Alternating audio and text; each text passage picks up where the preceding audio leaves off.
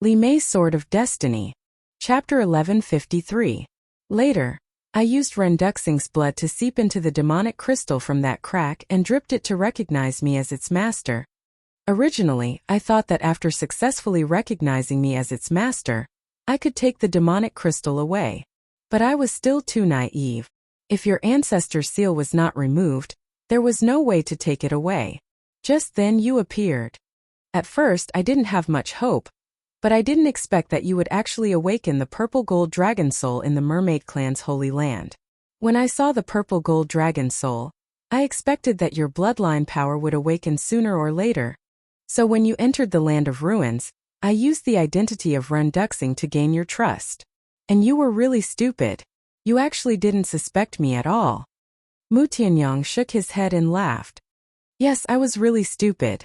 Even my own father was not worthy of my trust, and I actually foolishly ran to trust a stranger? I really reaped what I sowed. Qin Feiyong shook his head and laughed at himself. But suddenly, his eyes trembled. Dripping blood to recognize him as its master? Since the demonic crystal was his ancestor's, then there should be a blood contract with his ancestor. How could Mu Tianyang succeed in recognizing him as its master? Could it be that his ancestor had already passed away? No. His ancestor's strength was exceedingly high. No one could kill him, but how could he explain the blood contract? However, just as he was letting his imagination run wild, he realized a very serious problem. That was the mermaid clan's holy land. He looked at Mu Tianyang in surprise and said, "How did you know that my purple gold dragon soul was awakened in the mermaid clan's holy land?" Mu Tianyang smiled and said, "Do you still remember the valley in the Death Desert?" Valley? Qin Feiyong frowned and asked, "Is it the valley that suddenly disappeared?" Yes. Mu Tianyang nodded. Qin Feiyong's heart sank and said, "So, the skeleton at the bottom of the lake was really your skeleton?" Wrong. It's not a skeleton, it's a god's skeleton. Mu Tianyang smiled proudly. Qin Feiyong said in a deep voice, "Whatever you say, I just want to know the truth." "All right, I'll tell you the truth. At that time you looked at my divine bone and tried everything to take it away. In the end you accidentally cut your finger and some blood flowed out. Your blood has been absorbed by my godly bones. It was at that time that I learned that you were a descendant of Qin Batian, because I am too familiar with the power of his bloodline." Mu Tianyang said. Qin Feiyong said in surprise, "You were already awake at that time?" "That's right. At that time I had already successfully possessed the body. When I sensed the bloodline power coming from the divine bone, I immediately left this place and headed to the desert of death. Originally, when I saw you take away the pill scripture and my 6 ribs, I was quite angry. However, after thinking about it, you actually had the ability to sever my divine bones. You must be extraordinary. Then I followed you in the dark and observed you. So, whether you went to the Merfolk clan or what happened there, I know all about it, including that little girlfriend of yours." Mu Tianyang laughed. Qin Feiyong clenched his hands tightly and asked, "Then why didn't you take back your ribs and the pill scripture? First, you need to grow, and these things can help you grow faster. Second, your tragic background. When I learned about your background and situation, I felt that we could work together. Actually, I was training you," Mu Tianyang said. "Training?" Qin Feiyong sneered and said, "Do you think there is a possibility of us working together?" "Of course there is. My goal is revenge, and so is yours. And the target of our revenge is the great Qin Empire. Why can't we work together? I also believe that as long as the two of us work together, with your ability and my foundation, we will be able to kill our enemies and wash away the shame in less than 10 years. Mu Tianyang said, his eyes full of killing intent. Qin Feiyong frowned. He didn't expect Mu Tianyang to have such a plan. Seeing that Qin Feiyong didn't speak for a long time, the man in white smiled and said, "The enemy of my enemy is my friend. You are a smart person. You should know what to choose without us saying more." Qin Feiyong looked at the man in white and said, "Who are you?" The man in white smiled and took a facial restoration pill. His appearance immediately began to change. Soon, a familiar face appeared in Qin Feiyong's sight. "It's you." Qin Feiyong's eyes widened as he looked at him in disbelief. The person in front of him was actually Zhang Jin. He was extremely clear about Zhang Jin's talent and cultivation, but he had already stepped into the War King? Are you surprised? A once mediocre and unknown piece of trash has actually surpassed a peerless monster like you. All of this was bestowed upon me by the Lord. Zhang Jin looked at Mu Tianyang with eyes full of worship. Qin Feiyang shouted, "Now that you have followed him, you have indeed been reborn, but aren't you afraid of being infamy for 10,000 years? Haha, as long as I can destroy the great Qin Empire, I don't care even if I am infamy for 10,000 years." Zhang Jin laughed out loud, his eyes filled with hatred. Sigh. I saw Zhang Ren's death with my own eyes. I admit that the sacred temple has let you down. It's understandable that you hate all of this. However, you shouldn't have forced this hatred onto those innocent people. You must know that to destroy the great Qin Empire, it's not enough to just kill the emperor. It will also implicate countless living beings. At that time it will definitely be a disaster and blood will flow like a river. Qin Feiyang sighed. Zhang Jin said, "Then I would like to ask you, don't you hate it?" Qin Feiyang nodded. "I hate it, but I will not be Mu Tianyang's lackey and help him do those evil things. I will use my own ability to wash away the shame. You have talent and potential. No matter where you go, there will be people helping you. Of course you dare to say such things. But me? I have nothing, so I can only choose this path. I won't regret it. An empire without fairness, justice, and justice should be destroyed." Zhang Jin said. "Is there fairness, justice, and justice in the Heavenly Sun Empire? If there is, my ancestor wouldn't have overthrown the Heavenly Sun Empire." Qin Feiyang snorted coldly. Zhang Jin shook his head. "I don't know what the Heavenly Sun Empire is like. I only know what I should do now." "You're being stubborn." Qin Feiyang shouted angrily. "You are the one who is stubborn. Look at you.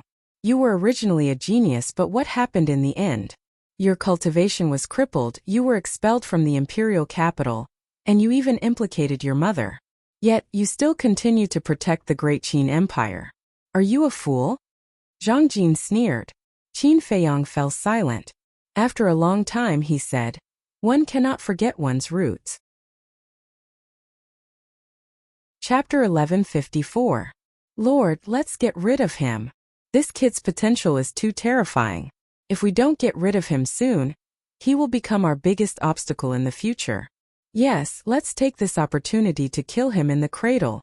The Holy Eagle, Holy Lion, and Holy Python didn't hide their killing intent towards Qin Feiyang. Mu Tianyang glanced at Zhang Jin and the three holy beasts before looking at Qin Feiyang. "Are you really unwilling to cooperate?" Qin Feiyang shook his head. Seeing Qin Feiyang shake his head, Zhang Jin and the three holy beasts immediately surrounded Qin Feiyang with killing intent surging in their eyes. Mu Tianyang waved his hand at them and looked at Qin Feiyang with a smile. "It doesn't matter. There will be plenty of time in the future. I believe you will figure it out sooner or later." "Lord." Zhang Jin and the three holy beasts were anxious. If they didn't get rid of Qin Feiyang now, it would be the same as letting a tiger return to the mountain. Mu Tianyang's face turned cold as he said expressionlessly, "Say no more. I have already made up my mind. In addition, no one is allowed to harm him without my orders." Zhang Jin and the three holy beasts looked at each other and could only lower their heads helplessly. "What do you mean?" Qin Feiyang looked at Mu Tianyang with a gloomy expression. Now that the devil crystal seal was broken, Mu Tianyang was free, and he had lost his value. So why didn't Mu Tianyang kill him? "Do you really not understand what I mean?" Mu Tianyang asked. Qin Feiyang frowned. But suddenly, his eyes lit up, and he said in a low voice, "I understand. To you, destroying the great Qin Empire no longer brings you much joy.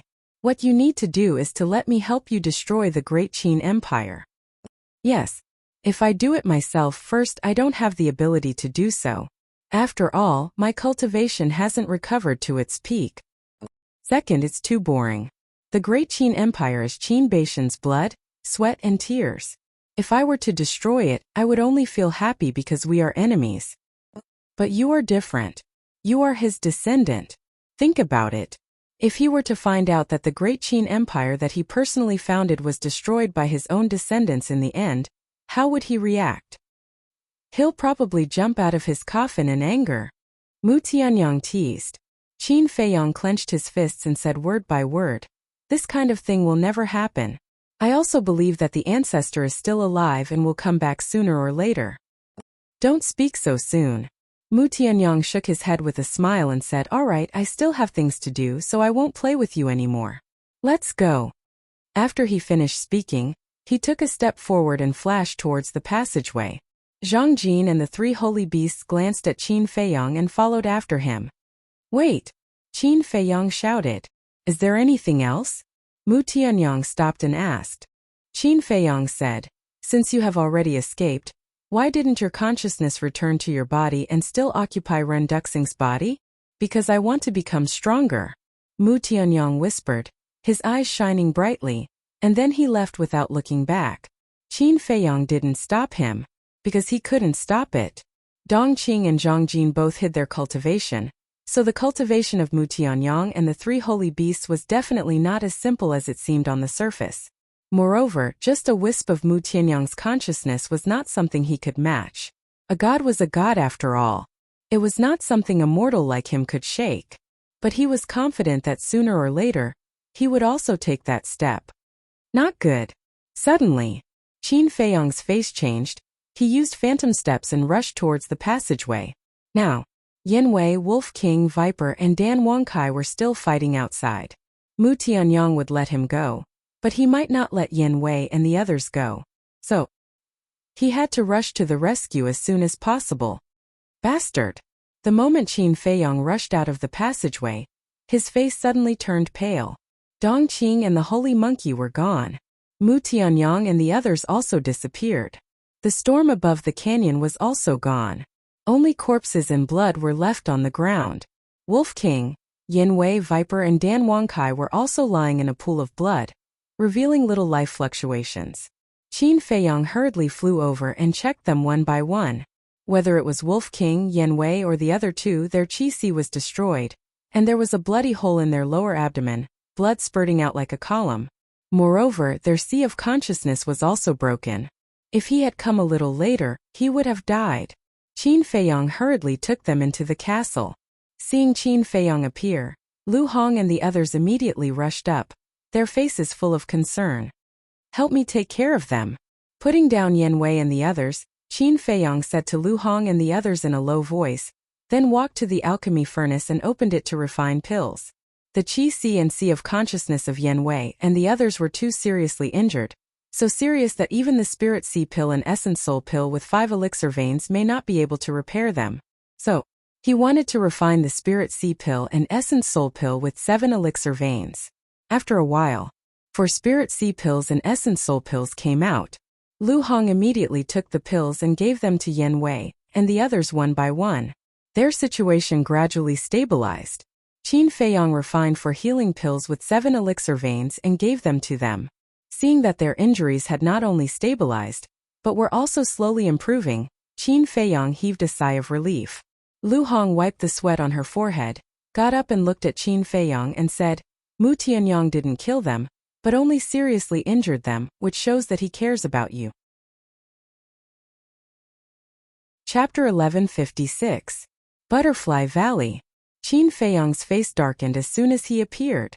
There was a huge crater in the sea of flowers below.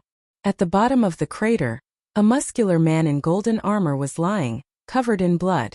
Qin Feiyong stepped forward and landed beside the muscular man in golden armor. He bent down and reached out to feel the man's pulse. The muscular man in golden armor was dead. Judging from the wounds on his body, he died not long ago. Who did this? Qin Feiyong murmured as he stood up and looked at the muscular man in golden armor. He was very familiar with the armor on the muscular man in golden armor. It was the uniform of the commander of the Invincible Black Army. This meant that this man should be the new commander of the Invincible Black Army. But how did he die here? As the commander of the Invincible Black Army, he should be quite powerful. Who in the spiritual state had the ability to kill him? Could it be suddenly? Qin Feiyong seemed to have thought of something. His eyes trembled slightly, and he quickly turned into a stream of light and flew toward a forest. The entrance to the secret chamber was here. Qin Feiyong was familiar with the place and quickly entered the secret chamber. There was no one in the secret chamber. He stood in front of the altar, his eyes flickering. Suddenly, Qin Feiyong waved his hand, and his battle aura gushed out and flowed into the teleportation altar. Buzz! A moment later, the teleportation altar was activated and emitted a bright bloody light. Qin Feiyong stepped into the portal. The next moment he appeared above an ice lake. That's right. He came to the Forgotten Continent again. He suspected that the person who killed the muscular man in golden armor was Mu Tianyang. He originally wanted to go to the imperial capital, but he was worried that Mu Tianyang would come to the Forgotten Continent. Mu Tianyang admitted that he couldn't shake the Great Qin Empire with his current strength. Therefore, he thought that Mu Tianyang wouldn't enter the imperial capital rashly. Whoosh! Qin Feiyong dove down, and with a cracking sound, the ice on the lake broke, and he plunged into the lake. At the same time, at the peak of a giant mountain in the central divine kingdom, a purple-clothed youth sat cross-legged on the ground, his eyes glowing with a hazy luster. Suddenly, in his bright eyes a glacier and snowy land appeared. A young man in a white robe was entering an ice lake below. This white-clothed youth was none other than Qin Feiyong. The scene in the purple-clothed young man's eyes froze at this moment. You're finally back.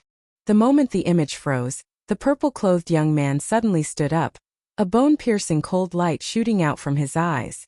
Immediately after, he opened a teleportation gate and walked in. Ice Lake. A huge snow python was lying at the bottom of the lake, taking a nap with its eyes closed. At this moment, Qin Feiyong was standing in front of the snow python's head. With respect in his eyes, he cupped his hands and said, "Greetings, Senior." The snow python slowly opened its eyes and looked at Qin Feiyong. It asked suspiciously, "Why are you here again?" Qin Feiyong said, "Junior came to ask." Before Junior came, did anyone else enter the Forgotten Continent? No. The snow python shook its head and asked in confusion, "Why do you ask?" No. Qin Feiyong frowned. From the snow python's attitude towards him before, the snow python shouldn't lie to him. But other than the Forgotten Continent, where would Mu Tianyang go? Could it be that he really went to the imperial capital? Or could it be that he had guessed wrongly from the beginning? The person who killed the golden-armored man wasn't Mu Tianyang at all? The snow python looked at Qin Feiyong suspiciously and asked, "Did you encounter some trouble?" Qin Feiyong said, "I wonder if Senior has heard of Mu Tianyang?" Mu Tianyang.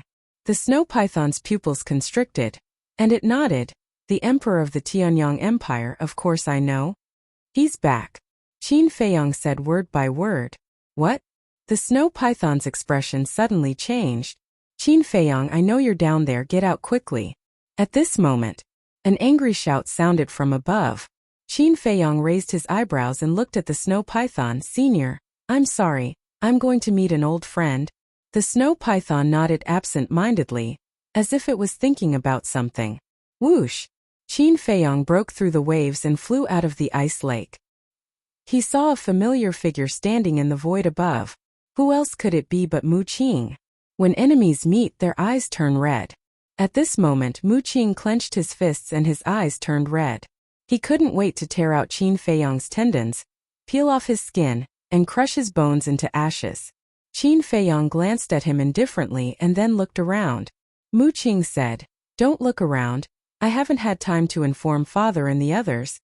"You dare to come to me alone?" Qin Feiyong was surprised. "Why not? I don't believe that you dare to kill me," Mu Qing retorted sarcastically. Before his voice died away, Qin Feiyong took a step forward and landed in front of Mu Qing in an instant. He grabbed Mu Qing's neck and sneered, "Who gave you the confidence?" However, Mu Qing was not afraid. Instead, he asked with a mocking expression, "Mu Tianyang is back, right? How do you know?" Qin Feiyong's expression changed. Mu Qing said, "Although I'm not in the Great Qin Empire, I can sense everything about Mu Tianyang." "You can sense it?" Qin Feiyong raised his eyebrows. Mu Qing said, "Haven't you always wanted to know the origin of the Mu family? Now I'll tell you, the Mu family is the descendant of Mu Tianyang." Sure enough, Qin Feiyong's heart trembled. He had thought of this a long time ago. However, he did not dare to make a conclusion because he could not find any conclusive evidence. I know where my ancestor is now and what he's going to do next. If you kill me now, no one will tell you this. At that time you'll be like a headless fly, running around the world without any harvest. Don't think of using the slave seal to control me. I'm not Yin Wei and the rest. Threats and promises won't work on me at all. Mu Qing sneered. Qin Feiyong's face was as dark as water. Indeed, if it was someone else, he had many ways to make the other party speak the truth. However, he was not confident about Mu Qing. Qin Feiyong said, "What do you want?" "Divine crystals. And the space-time gate." Mu Qing said in a deep voice. Space-time gate? Qin Feiyong frowned.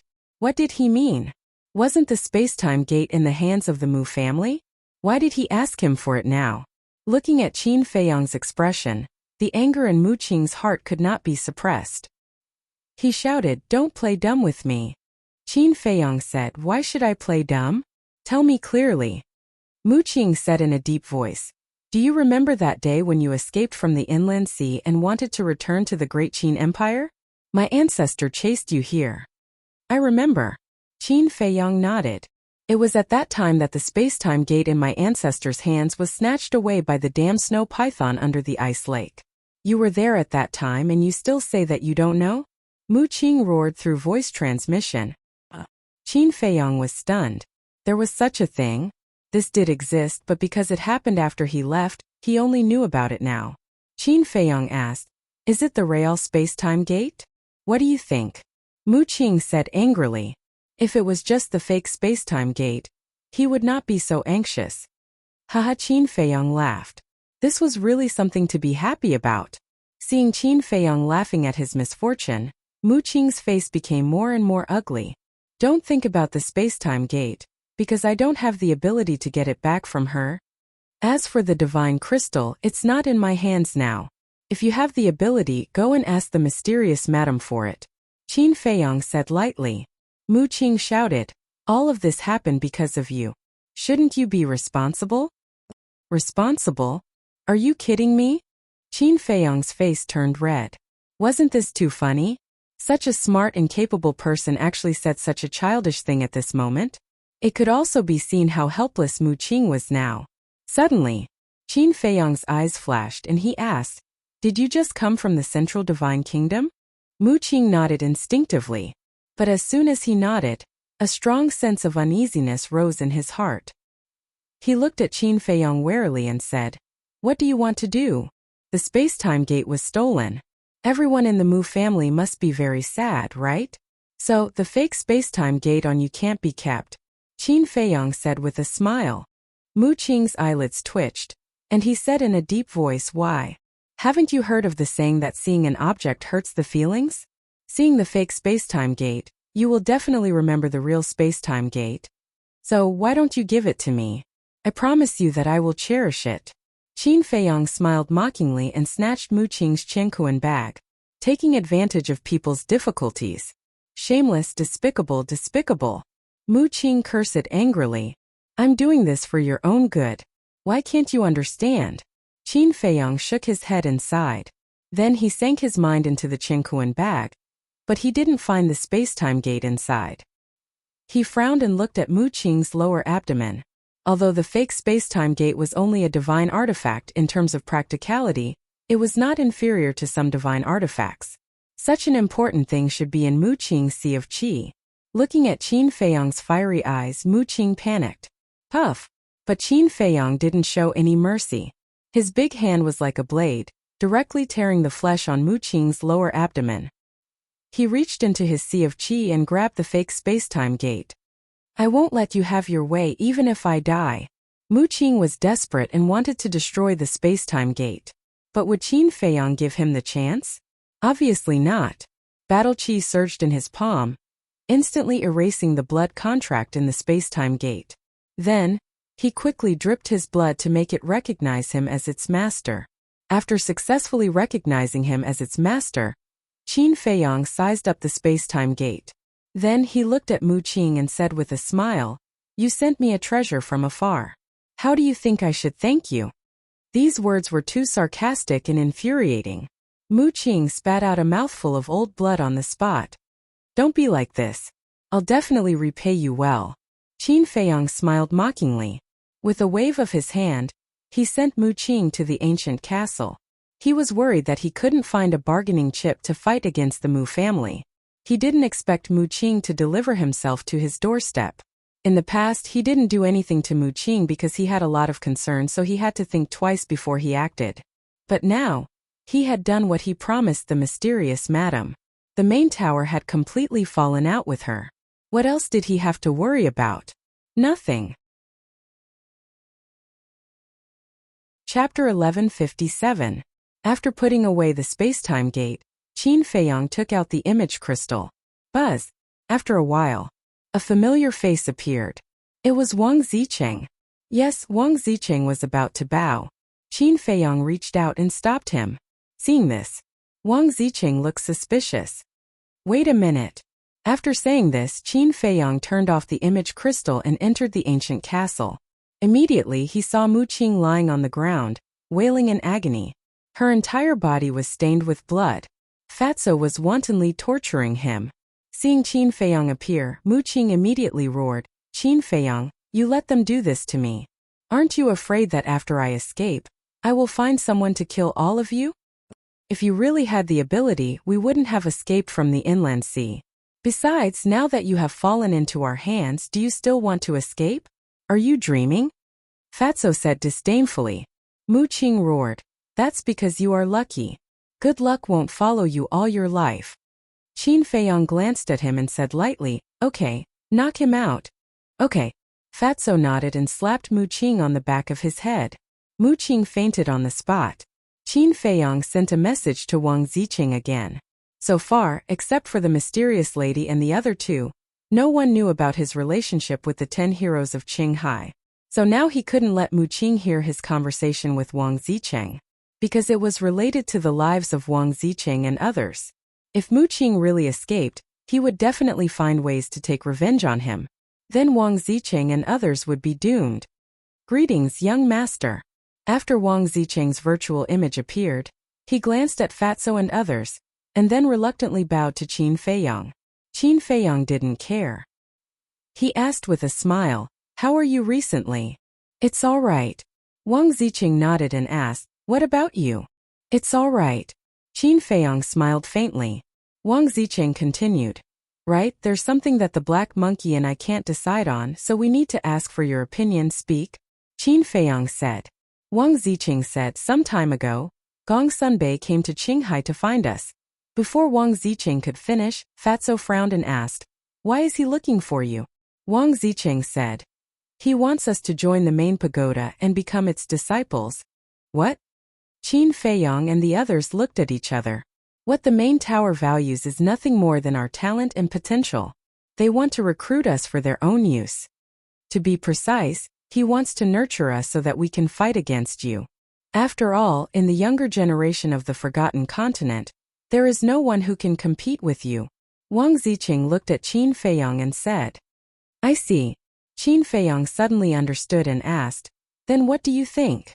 Aren't you the one who calls the shots now? What else do we dare to think? Wang Zicheng pouted. Qin Feiyang shook his head and smiled, then lowered his head and pondered. After a while, his eyes flashed, and he looked up at Wang Zicheng and said, I agree that you all should join the main tower. What? Fatso and the others looked at Qin Feiyang in surprise. Qin Feiyang smiled and said, they want to help me nurture talents. Of course I'm happy to do so. Understood. The Qinghai 10 heroes are all our people. The main tower nurtures them, which is the same as helping us nurture them. Boss, you're really treacherous. Fatso said with a sinister smile. Treacherous indeed. Wang Zicheng also had a look of disdain. Qin Feiyang shook his head and looked at Wang Zicheng saying, since we're going to put on a show, let's go all the way. From now on, you have to treat me as an enemy. Got it. Wang Zicheng nodded. Also about Dan Wangkai and Viper, if Gong Sunbei asks about them, just say that they're missing. Qin Feiyang said. Okay. Wang Zicheng nodded and asked, is there anything else? No, you all have to be careful. Qin Feiyang exhorted and then turned off the image crystal. Fatso looked at Yen Wei and the others lying on the side and said in a deep voice, Boss, we can't be so passive anymore. Never again. Mu Tianyang, the Mu family, the main tower, the Great Qin Empire. This is a game. And from this moment on, I'm no longer a chess piece. I'm going to become a chess player in this game. Although I don't have the ability to compete with them now, sooner or later, I'll make them all surrender at my feet and tremble in fear. Qin Feiyong clenched his fists and his eyes emitted an aggressive light. Fatso and the others looked at each other and remained silent. However, those incomparably resolute gazes represented their undying hearts. Qin Feiyong looked at Yan Wei and the others and Wolf King, and said to Lu Hong, "Take care of them. When they wake up, inform me immediately." Lu Hong nodded. Qin Feiyong looked at Fatso and said, "I must know Mu Tianyang's next plan, so no matter what method you use, you have to make Mu Qing speak for me." "Understood." Fatso smiled coldly. Whoosh! Qin Feiyong flashed and left the castle. He found the snow python again and said, "Senior, how much do you know about Mu Tianyang?"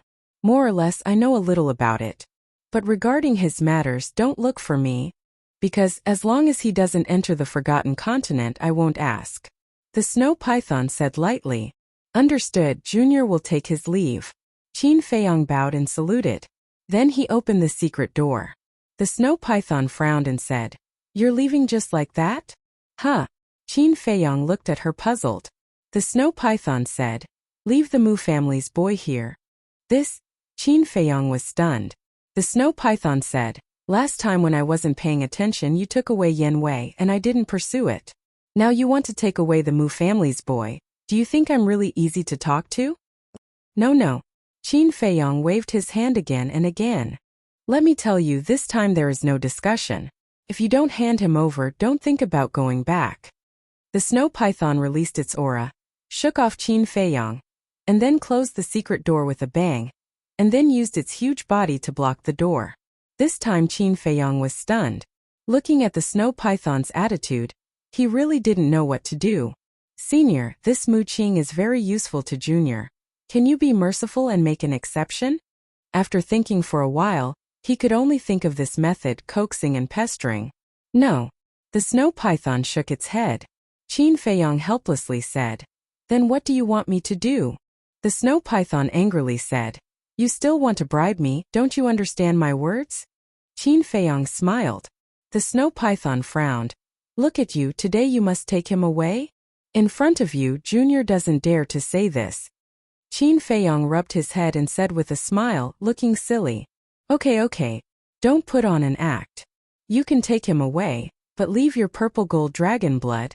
The snow python impatiently said. "Purple gold dragon blood?" Qin Feiyong was stunned, and said happily, "No problem, it's a small matter." Then he waved his hand, and a battle chi boundary appeared, separating the lake water, and then he cut his finger. The snow python playfully said, "I want more than one drop." "You can have as much as you want." Qin Feiyong waved his hand indifferently. He had a forthright look on his face. Anyway, he had plenty of purple gold dragon blood in his body. "Don't regret it."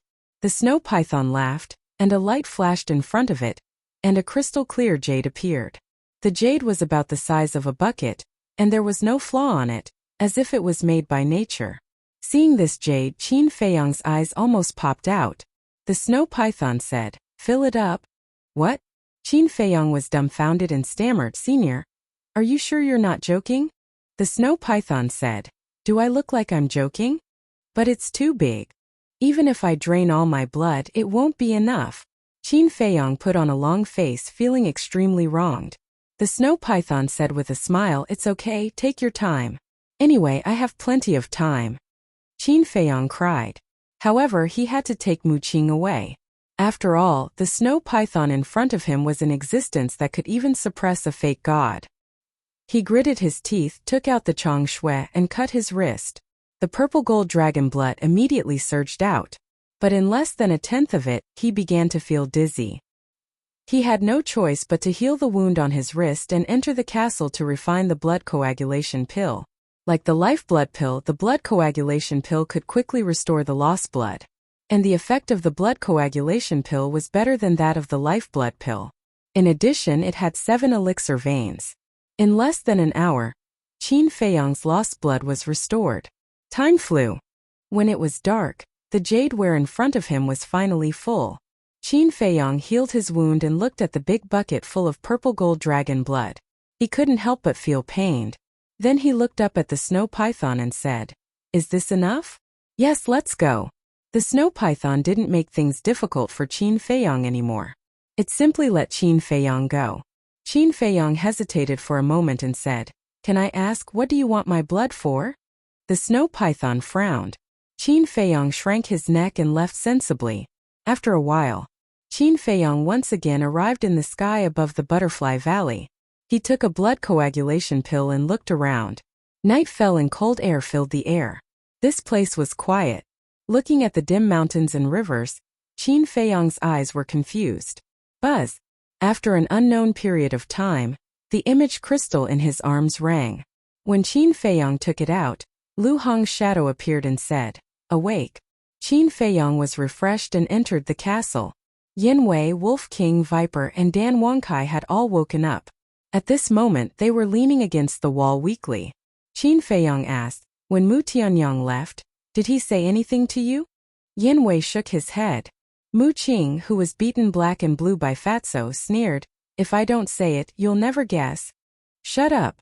Fatso slapped Mu Qing, and another bloody palm print appeared on her face. Qin Feiyong turned to Mu Qing and raised his eyebrows slightly. He looked at Fatso and asked, "He still won't say it?"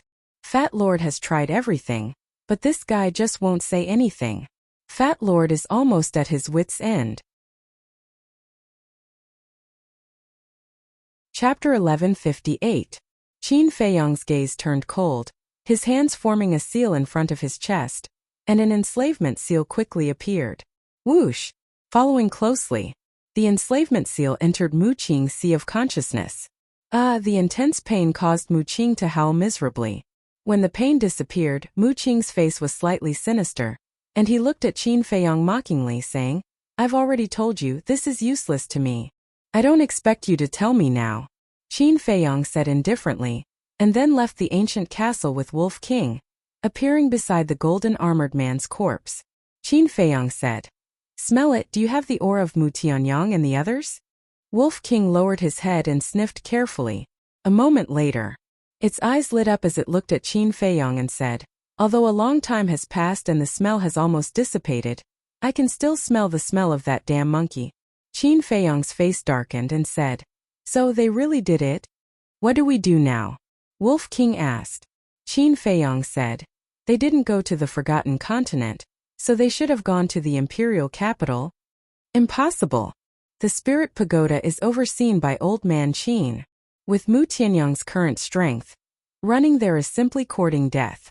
Wolf King said, "But don't forget, Mu Tianyang used to be a war god who could contend against the ancestor. Even if his cultivation is not as good as before, his methods are still not something we can imagine," Qin Feiyong said. "So?" Wolf King asked. "I know what you're worried about. If we go to the imperial capital, it's equivalent to walking into a trap. But if they really went to the imperial capital, then the imperial capital must be in chaos now." Qin Feiyong's eyes flashed. Wolf King pondered for a moment and nodded. "That makes sense. Then let's go to the imperial capital to take a look. Before we go, we still have to make some preparations." Qin Feiyong glanced at the golden armored man in front of him, and his eyes suddenly lit up, bringing Yin Wei out of the ancient castle. "What's the matter?" Yin Wei looked at him suspiciously. Qin Feiyong said, "Disguise yourself as him." Yin Wei glanced at him and instantly understood Qin Feiyong's goal. "This is very simple, but there is a problem." "What is it?" Qin Feiyong asked. "Before we came here he was already dead. We don't even know his cultivation level. But the people in the Emperor Palace would definitely know. What if my cultivation doesn't match his? Wouldn't I be exposed?" Yin Wei said.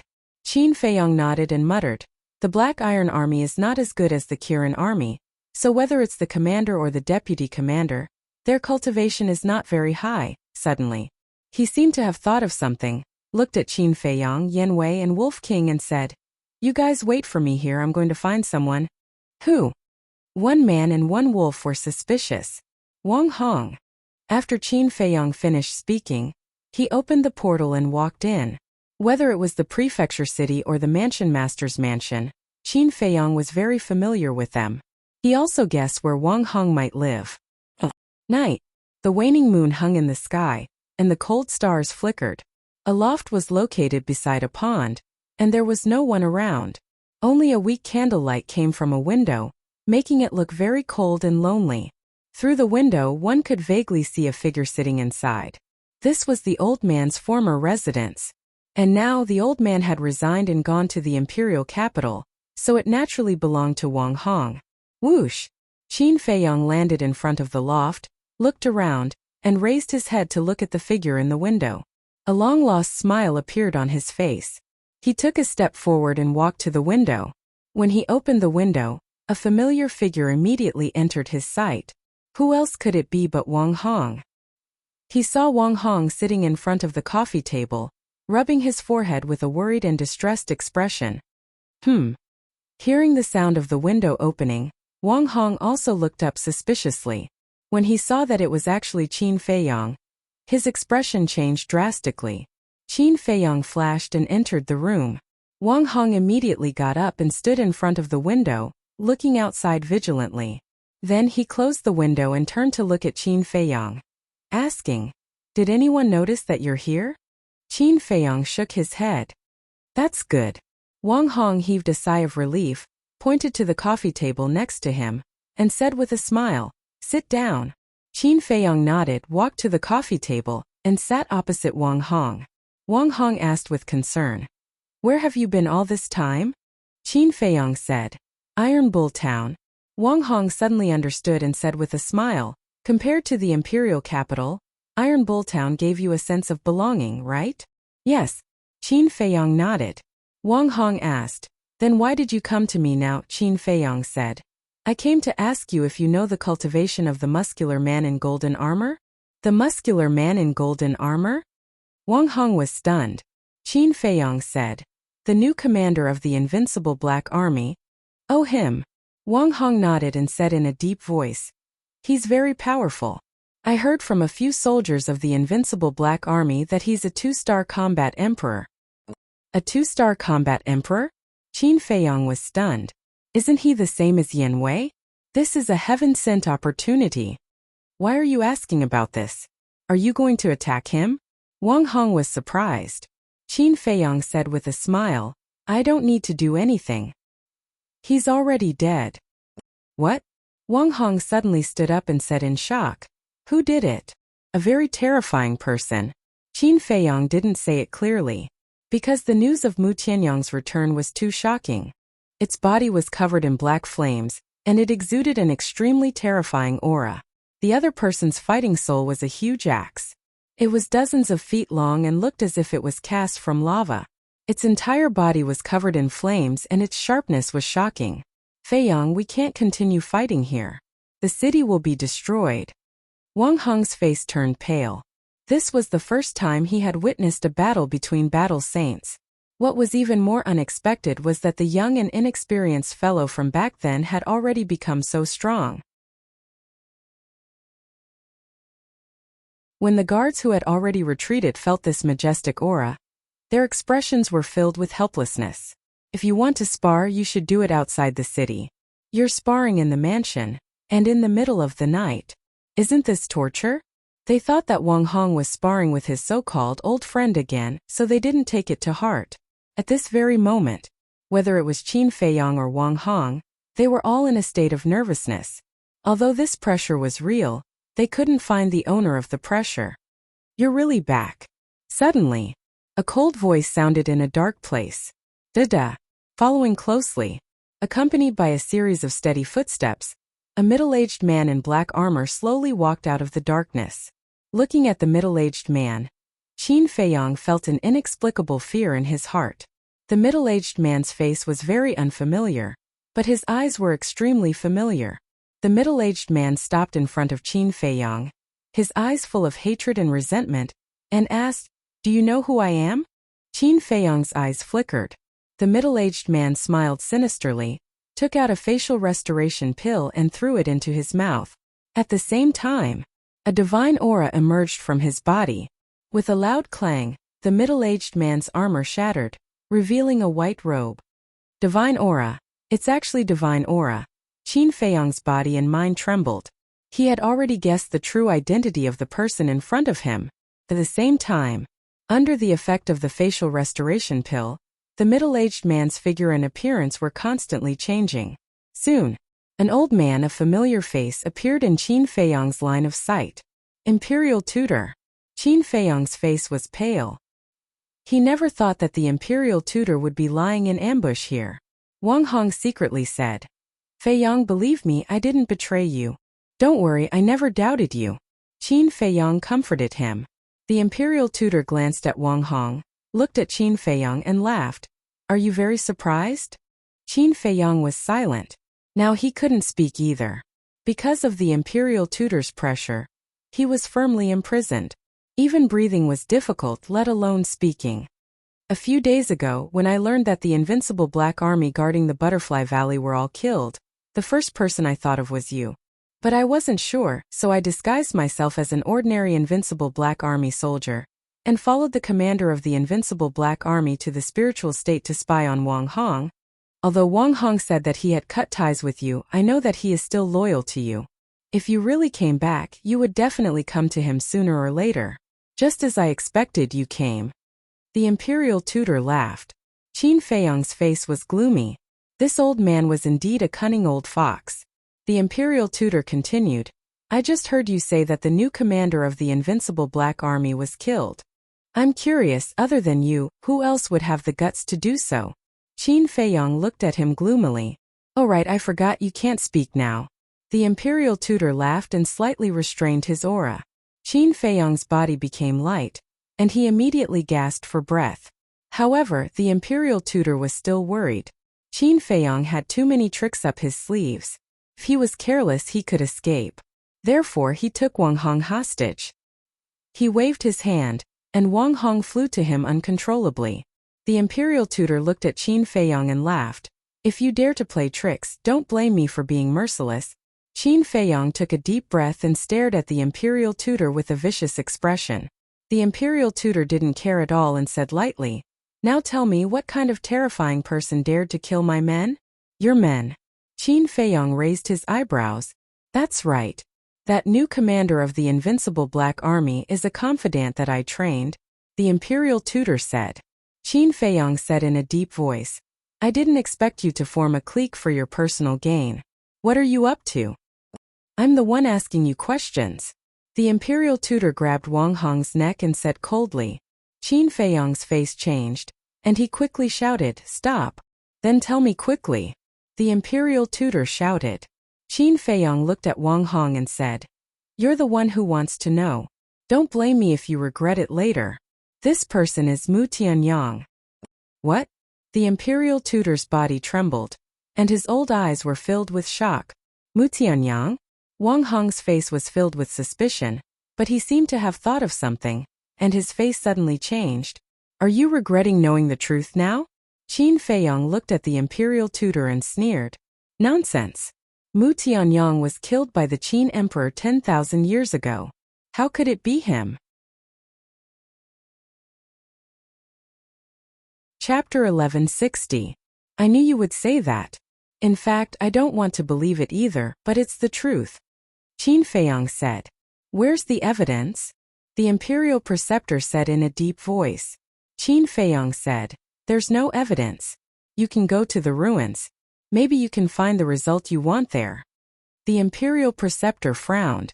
But suddenly, a trace of ridicule crawled up his old face, and he said, "Do you think this old man will be fooled? Let me tell you, no matter what you say today, this old man will not believe it. Hand over Changshui and the castle immediately." Qin Feiyang was not surprised. He had already expected such a result. But he could never hand over Changshui and the castle. Qin Feiyang's eyes flashed slightly, and he looked at the Imperial Preceptor and said, "I want to see the Emperor." "His Majesty is not someone you can see just because you want to." The Imperial Preceptor sneered. Qin Feiyang said angrily, "Although you are the Imperial Preceptor, you are also a subject. Do you want to deceive the Emperor?" The Imperial Preceptor laughed and said, "Don't talk nonsense. This is a capital offense, and to be honest, it's not that this old man doesn't want to take you there, but that His Majesty doesn't want to see you. No, His Majesty wants to see him very much. Suddenly, a hoarse voice sounded. Before the voice died away, a white-haired old man descended on the attic. It was Elder Qin who took back the pagoda. There was also a man and a wolf standing beside Elder Qin. It was Wolf King and Yen Wei. What's going on? Seeing this, Qin Feiyong was very surprised. Why would Wolf King and Yen Wei be with Elder Qin? At the same time, seeing Elder Qin suddenly appear, the Imperial Preceptor's eyebrows flashed with a trace of hostility. Elder Qin glanced at Qin Feiyong and Wang Hong, then looked at the Imperial Preceptor and said lightly, "Imperial Preceptor, please let them go. You're lucky." The Imperial Preceptor glanced at Qin Feiyong, and a trace of killing intent flashed in his old eyes. Qin Feiyong stretched his muscles and pointed at Wang Hong. "And him?" The State Preceptor snorted coldly. "He deceived the Emperor and abused his power for personal gain. His crimes are unforgivable. I will execute him on the spot as a warning to others." "No," Qin Feiyong bellowed. However, it was too late. The Grand Tutor squeezed his hand and Wang Hong's throat and neck were broken on the spot. "Bastard." Qin Feiyong glared and rushed over like a madman. "Humph." State Preceptor snorted and threw Wang Hong to Qin Feiyong as if he was throwing garbage. But at the same time, a strand of false god's power surged out from his palm and entered Wang Hong's psyche ocean, crushing Wang Hong's soul in an instant. Qin Feiyong rushed up and hugged Wang Hong. He squatted in the air and looked at Wang Hong's pale face. He anxiously shouted, "Senior, wake up!" However, Wang Hong was already dead. "Greetings, Your Majesty, Empress and Little Prince." Old Man Qin bowed. "That's right." The three people in the pavilion were the current Emperor, Empress and Little Prince Qin Haotian. The arrival of Qin Feiyong and Old Man Qin also interrupted the Little Prince's recitation. He raised his head, revealing a childish face, looking at Qin Feiyong and Old Man Qin. "Brother." At a glance he recognized Qin Feiyong. He immediately put down the ancient scroll in his hand and ran towards Qin Feiyong. Seeing this, the Empress's expression changed.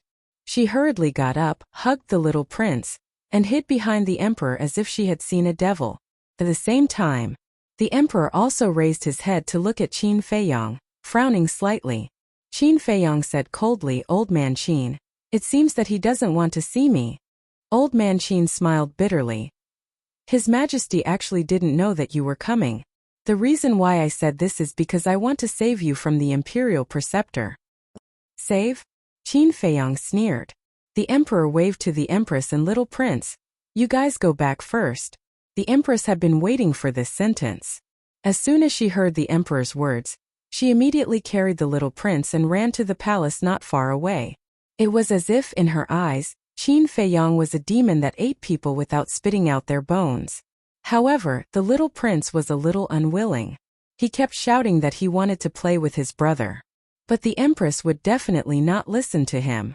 The scene when the little prince fell into Qin Feiyong's hands last time was still vivid in her mind.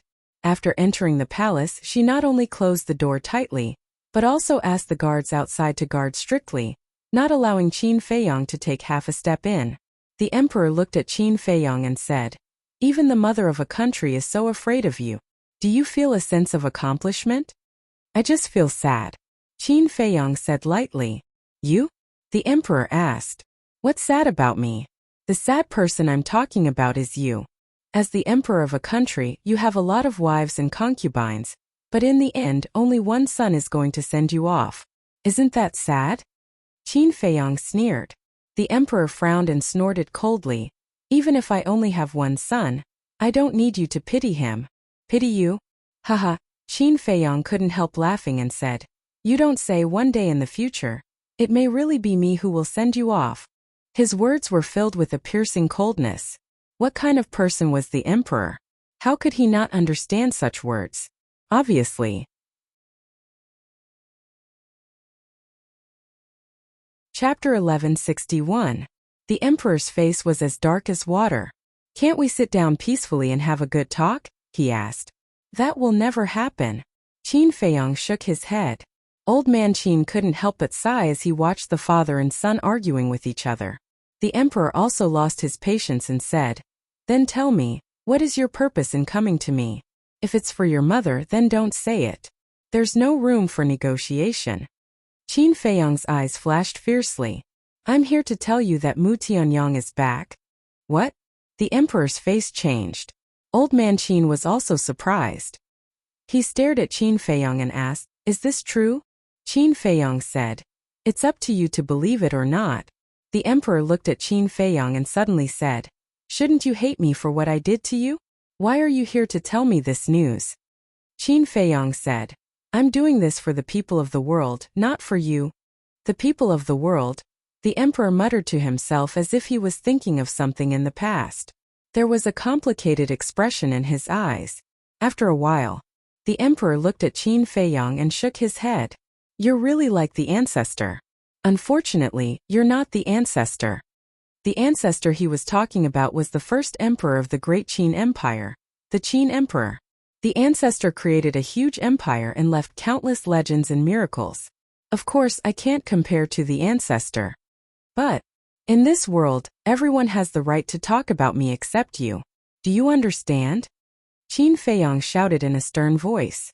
Old Man Qin frowned. "No matter what, he's your father. You shouldn't talk about him like that." "Father?" Qin Feiyang shook his head and smiled. "Is there a father who abandons his wife and son? No. Besides, I've already returned the bloodline power he gave me. What else can't I say?" The emperor couldn't help but clench his fists. Obviously, he was furious. Life is like this. Once you take that step, you will never be able to turn back. Back then, when you crippled my cultivation and drove me out of the imperial capital, you should have known that such a day would come. Qin Feiyang said coldly. The emperor couldn't hold it in any longer and roared, "Lock him up in the prison immediately. Without my order, no one is allowed to visit him." "Your Majesty." But at this moment, the imperial preceptor came in anger. He gloomily glanced at Old Man Qin, then looked at the emperor and bowed. "Your Majesty, this child has become a great threat. We can't let him live any longer. I suggest that we execute him on the spot." The emperor clenched his fists and nodded. "All right, execute him on the spot." Qin Feiyang shrugged. It was not the first or second time that the emperor had ordered him to be killed. He no longer cared. But, since he didn't die the last time, he swore that no matter what difficulties he encountered in the future, he would try his best to survive. Therefore, he would not sit still and wait for death. Whoosh! Qin Feiyang's mind moved. He activated the concealment technique and turned around to use phantom steps. Without looking back, he escaped into the air. "You think you'll be fine if you hide in the castle?" The imperial preceptor sneered. His divine sense emerged and rushed towards the place where Qin Feiyang disappeared. Why isn't there?" The imperial preceptor was dumbfounded. He thought that Qin Feiyang had hidden in the castle, but when he used his divine sense to scan, he didn't find the castle at all. No. Old Man Qin and the emperor looked at each other. Old Man Qin also immediately released his divine sense to search for the place where Qin Feiyang disappeared. A moment later, his gaze trembled slightly. He raised his head to look at the emperor and shook his head. "There really isn't." The emperor said, "Impossible. Everyone knows that the castle can't be moved. He must be here." Old Man Qin was surprised. Could it be that his castle can be moved? "Do you think that other than the castle, I don't have any other means to save my life? Today is different from the past. In these years in the Forgotten Continent, I've obtained far more than you can imagine. Just wait, the good show is yet to come." Suddenly, Qin Feiyang's cold voice came from afar. "What? He's already escaped so far." The three of them hurriedly raised their heads and looked in the direction of the voice. Their eyes were filled with disbelief. "Not good. The direction of the voice is the throne room." The emperor's expression changed. Boom! Before he finished speaking, a deafening loud noise sounded in the throne room. "This is only the interest.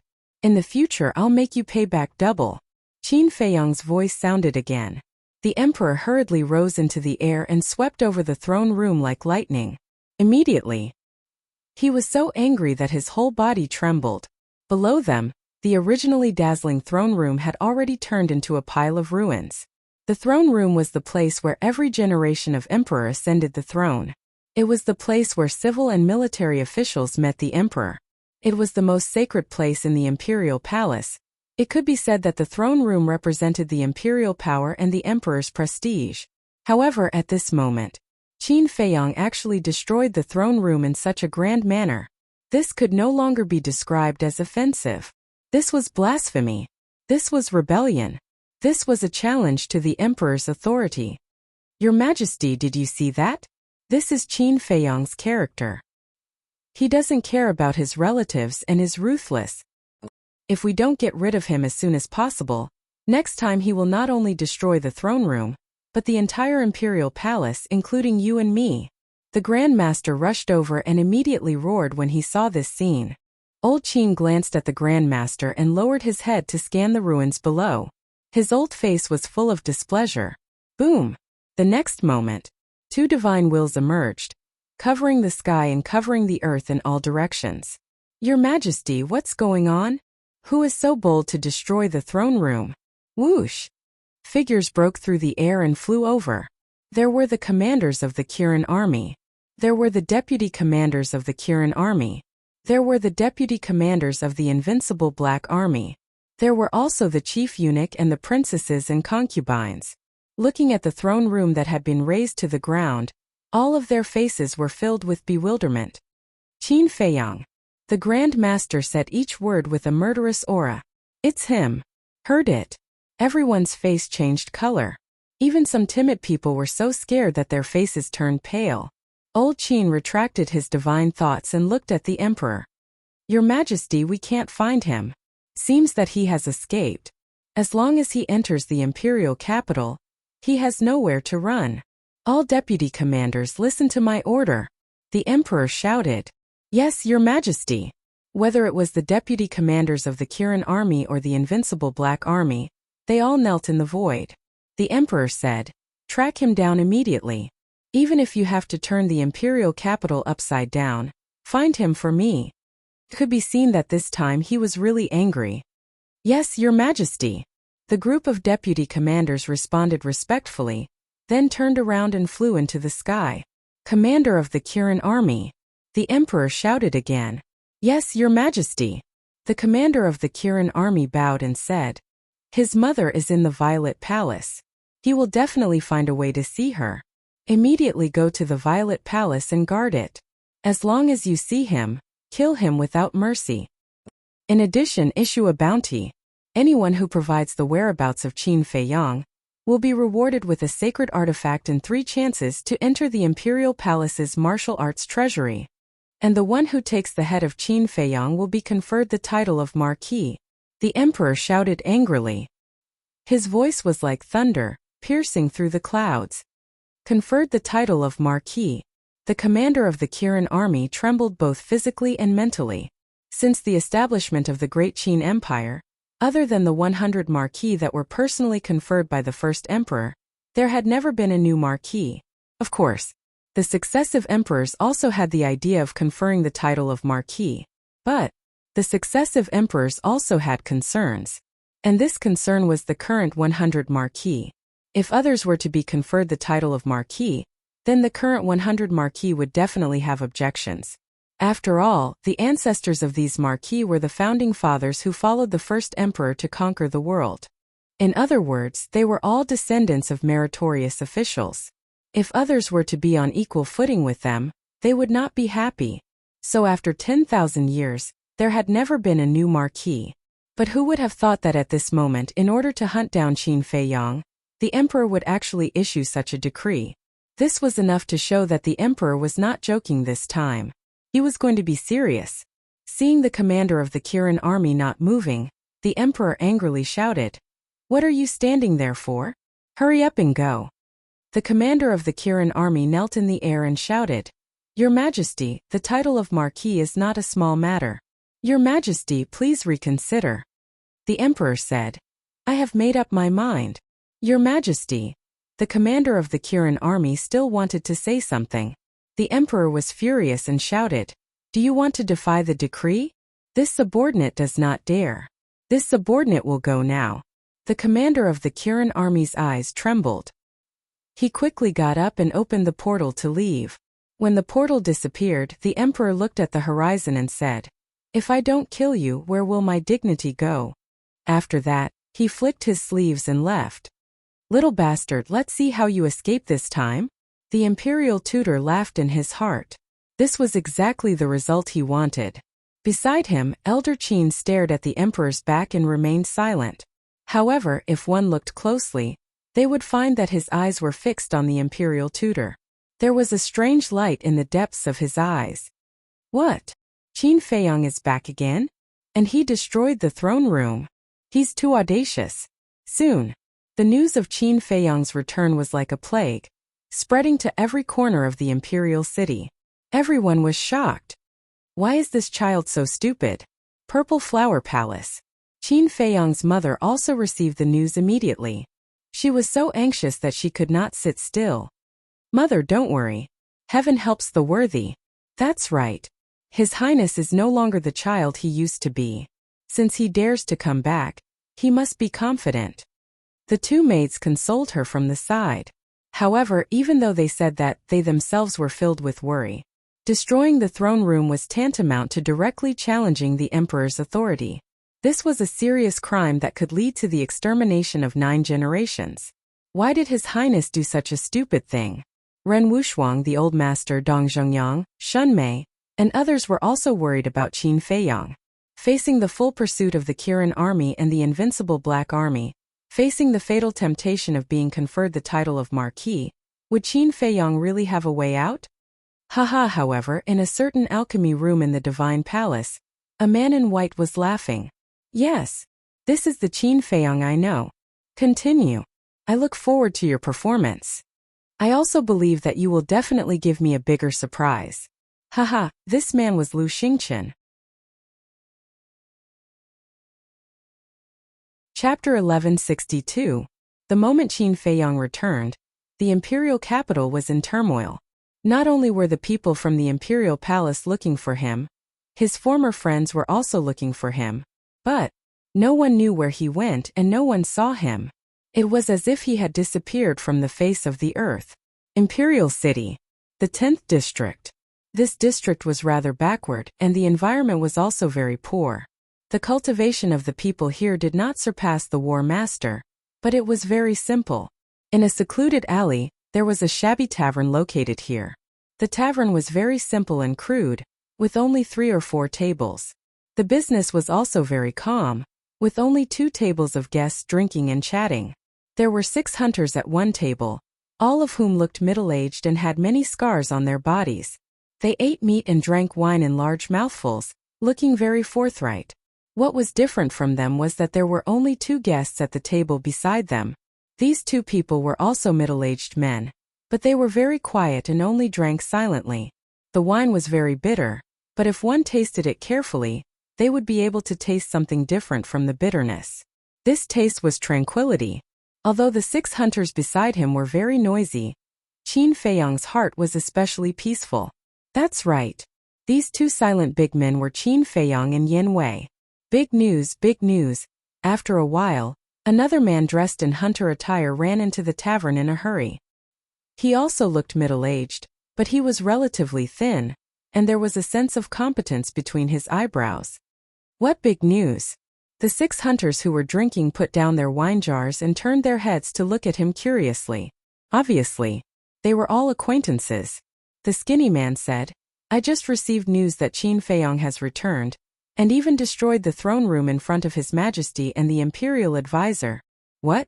Is this kid crazy? What kind of place is the throne room? He dares to destroy it? Isn't he courting death? Is His Majesty very angry now? The 6 hunters were shocked.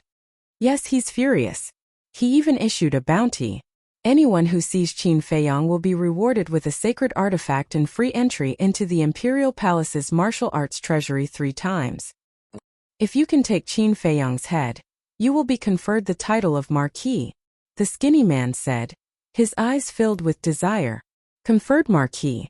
The 6 hunters were dumbfounded. The tavern owner and waiter were also dumbfounded. Crack.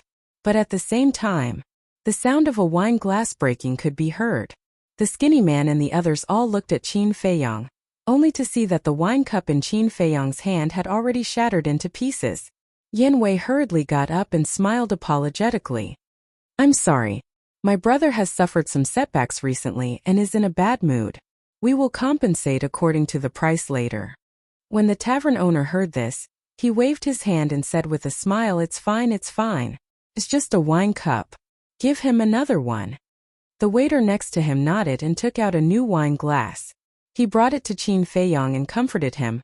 Big brother. There's nothing you can't overcome in this world. Take it easy. Thank you. Qin Feiyang also realized that he had lost his composure. He looked up at the waiter and smiled. I'm fine. Although you are all unfamiliar faces, it's fate that brought you together. If you want to drink in the future, feel free to come here. Although our tavern is small and crude, as long as you name a dish, we can make it for you. The most important person is that we have a lot of human kindness here. The waiter smiled. Human kindness? Qin Feiyang whispered and looked at the waiter with a smile. If there's a chance, I'll definitely come here often. All right, you guys continue. The waiter smiled and ran away. The hunters talked about the conferred marquee again. The tavern owner and the waiter also chimed in from time to time. Yin Wei glanced at them and picked up the wine jug. While pouring wine for Qin Feiyang, he asked through voice transmission, What does conferred marquee mean? Qin Feiyang raised his wine cup and drained it in one gulp. He secretly explained, The Grand Qin Empire has a total of 100 martial marquises, and every single martial marquis possesses extraordinary power and status. Yin Wei curiously asked, Then how high is their status? Qin Feiyang said, According to the words of the mortal world, below one person and above all others. Yin Wei's body stiffened. In order to hunt down Qin Feiyang, the emperor actually gave out such conditions.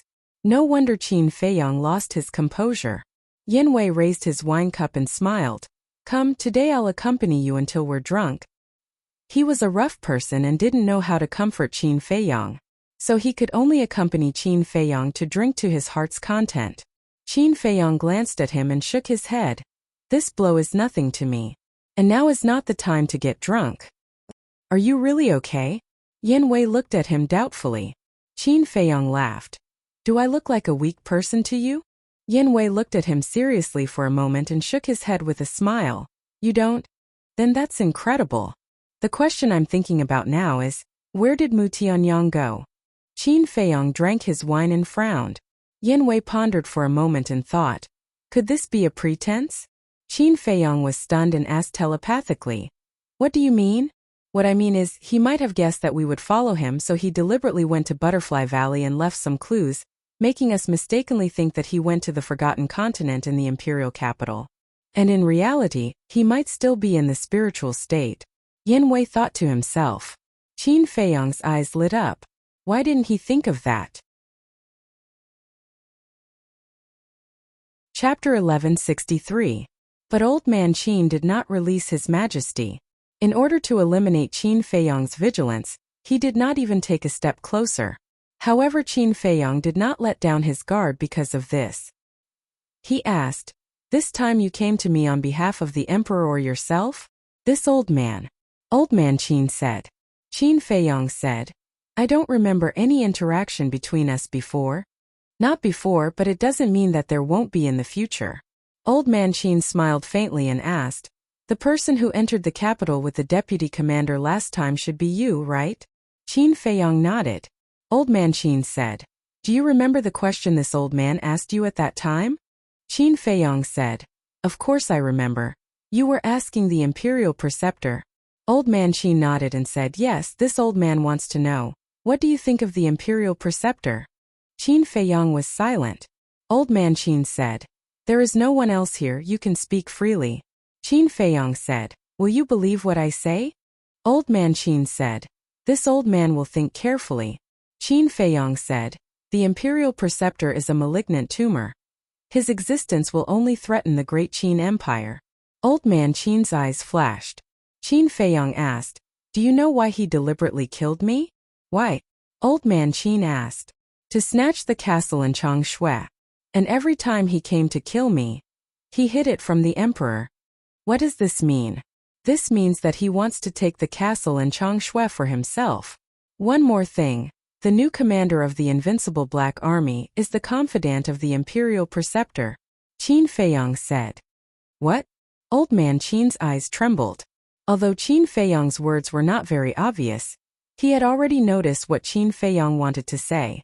Forming a clique for personal gain and harboring evil intentions. Qin Feiyang said, Is there anything else you want to know? Old Qin asked, Is the matter of Mu Tuanyang true? Absolutely. Before I came to the imperial capital, I even fought with him, Qin Feiyang said. Fight? Old man Qin frowned. One had to know that Mu Tuanyang was the previous emperor. With Qin Feiyang's strength, if they really fought, how could he survive? Qin Feiyang said, There are too many things between Mu Tuanyang and I, so I can't explain it all at once. I can only tell you that his cultivation is not as good as before. If you want to get rid of him, you have to do it now. Are you sure? Old Qin asked. It was not that he did not trust Qin Feiyang, but this matter was too outrageous.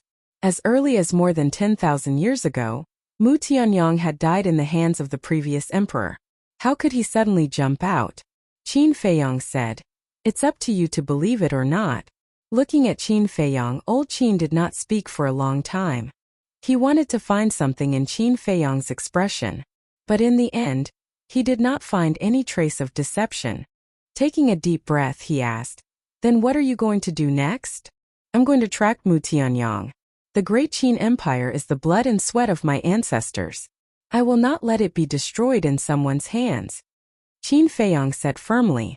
This someone was naturally referring to the current emperor. Old Qin took a deep look at Qin Feiyang and sighed. If this is true, then it's really hard for you. Qin Feiyang said. I just want to have a clear conscience. What a good clear conscience. How good would it be if you and your father didn't fight to this extent? Old Qin sighed. Qin Feiyang said in a deep voice, I've already said that we are no longer father and son. So in the future, please don't let me hear such words again. Old Qin shook his head and sighed. Fine. This old man will believe you for the time being. Go ahead and do what you want. But it's best if you can get the evidence back. At that time, this old man can tell His Majesty. After all, with your current relationship, no matter what you say, His Majesty won't believe you. Of course, if this old man finds out that you're lying to me, this old man won't let you off. Old Qin said. Time will prove everything. Qin Feiyang said indifferently. It's best if that's the case. Old Qin nodded and waved his hand. A wisp of blood-red aura rushed out from the top of his head and condensed into a blood-red figure. Whether it was the figure or the appearance, this figure was exactly the same as old Qin. This is a strand of my killing intent.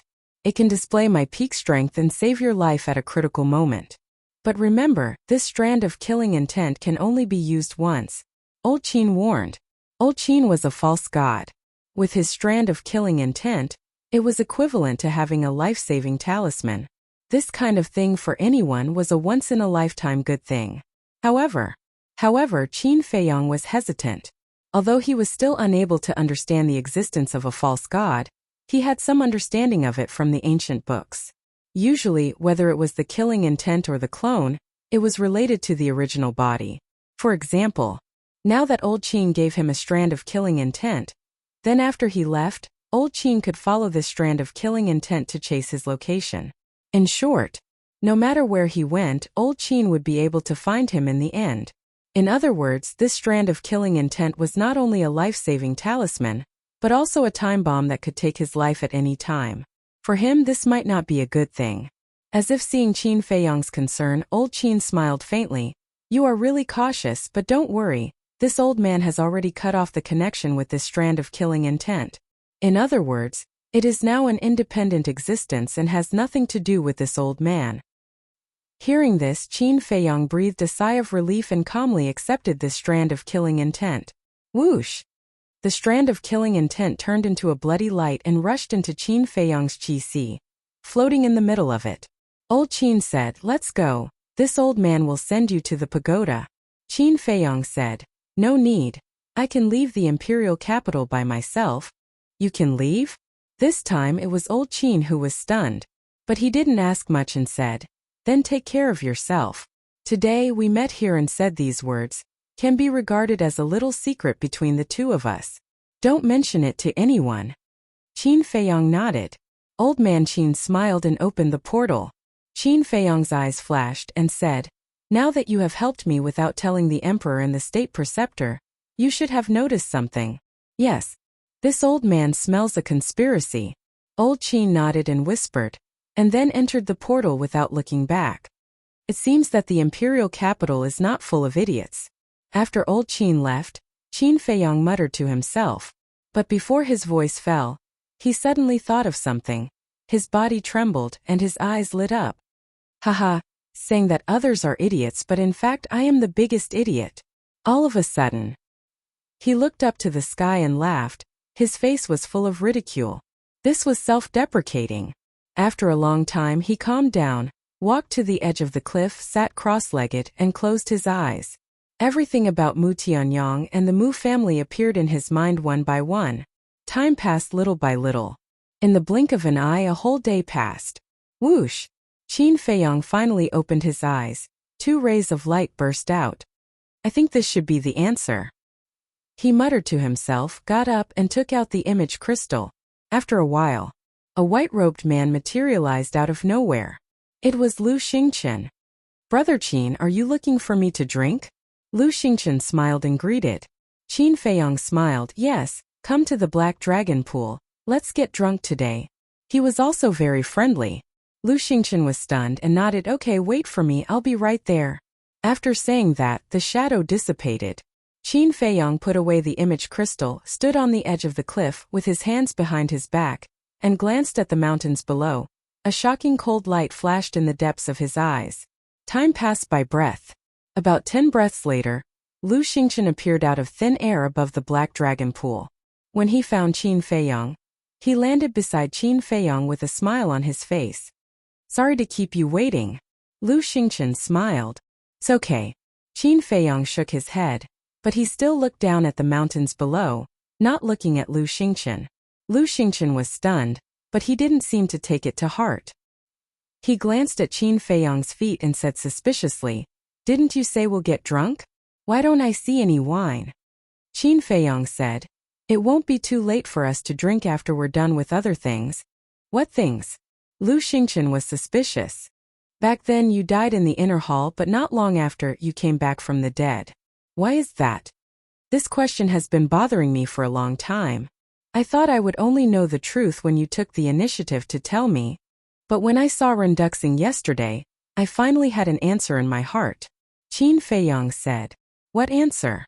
Lu Xingchen asked with a smile. Whether it was their tone or their expressions, they were very calm, as if they were discussing a very ordinary matter. Possession. The current you is no longer the real Lu Xingchen, Qin Feiyong said. Lu Xingchen's pupils shrank, and he asked curiously, then tell me, who am I? You've told me twice that you were a true war god in the past. A real god of war. This level of existence has far surpassed the false god level. Since ancient times there have been very few of them. So you should also be Mu Tianyang, Qin Feiyong said. Mu Tianyang? Lu Xingchen was slightly taken aback, and he asked in confusion, how could I be him? Yes, I really didn't expect you to be him. Qin Feiyong nodded, and the hidden cold light in his eyes suddenly burst out. At the same time, he suddenly turned around, grabbed Lu Xingchen's neck, and shook his head. Don't play dumb with me. If you are not Mu Tianyang, why would Mu Qing come to you? If you are not Mu Tianyang, why would you have a space divine item? Poochie. After saying that, he tore apart Lu Xingchen's clothes, and saw that there was a dark gold potential mark on Lu Xingchen's chest. The potential mark of the 6th level was dark gold. This meant that Lu Xingchen, like him, had opened the door of the 6th level of potential. Qin Feiyong saw the potential mark, and his eyes became even more aggressive. He asked, if you are not Mu Tianyang, then how did you open the door of potential? Lu Xingchen silently looked at Qin Feiyong. Suddenly, he smiled, shook his head, and said in confusion, I thought that I had done it flawlessly. But how did you know that I am Mu Tianyang? One sentence. In the land of ruins, I asked Renduxing. No, he should be called Mu Tianyang now. I asked him, since he had already found the divine bone of his life, why did he still want to occupy Renduxing's body? He told me that he wanted to become stronger. I didn't know how he could become stronger by doing this, but his words made me think of you. How could a person who had been buried in the ground come back to life? The only explanation is that he had taken over. Of course, just based on this point, I can't conclude that you are Mu Tianyang. Chapter 1164. What other factors are there? Lu Xingchen asked with a smile. The biggest factor is your cultivation, Yi Zichen said. Your cultivation has improved so fast that I can't help but suspect that you have also opened the door of potential. Sure enough, you have opened the 6th level. Another factor is Mu Qing. He personally admitted that the Mu family is the descendant of Mu Tianyang. And Mu Qing repeatedly came to you and was very respectful to you. What does this mean? You should know that Mu Qing has opened the all-seeing eye and has an extraordinary position in the Mu family. It can even be said that he is the spokesperson of the Mu family. If even he respects you so much, who do you think you are if not Mu Tianyang? Qin Feiyang said. Lu Xingchen shook his head and smiled. Your analysis is so reasonable that I can't find a reason to quibble. But speculation is just speculation. I know you won't admit it, so I have prepared a big gift for you. Qin Feiyang laughed and let go of Lu Xingchen. With a wave of his hand, Mu Qing appeared out of thin air. Looking at Mu Qing, who was covered in bruises and dripping with blood, Lu Xingchen's pupils suddenly shrank. Qin Feiyang stepped on Mu Qing and looked at Lu Xingchen with a smile. I just want to ask you, do you want him to live? Mu Qing roared, bastard. Kill me if you want. Don't humiliate me. Lu Xingchen looked at Mu Qing, who was struggling desperately in silence. The all-seeing eye has the ability to spy on all things. Such a fighting soul must be extremely rare. Even in today's world, Mu Qing may be the only one who has such a fighting soul. I think you have high expectations for him. You must be planning to focus on training him. But if he dies here today, then your expectations will be disappointed. Qin Feiyang said with a smile. Lu Xingchen raised his head and looked at Qin Feiyang, his eyes flickering. Qin Feiyang said indifferently, We've known each other for so many years. You should know my character, so don't doubt that I dare to kill him. Alas! Lu Xingchen sighed helplessly. He looked at Mu Qing and asked, Why are you looking for him? This he naturally referred to Qin Feiyang. Mu Qing lowered her head, her face full of annoyance. Because of the divine crystal, the Mu clan not only lost the gate of time and space, but also caused the death of the Mu clan's second grandmaster.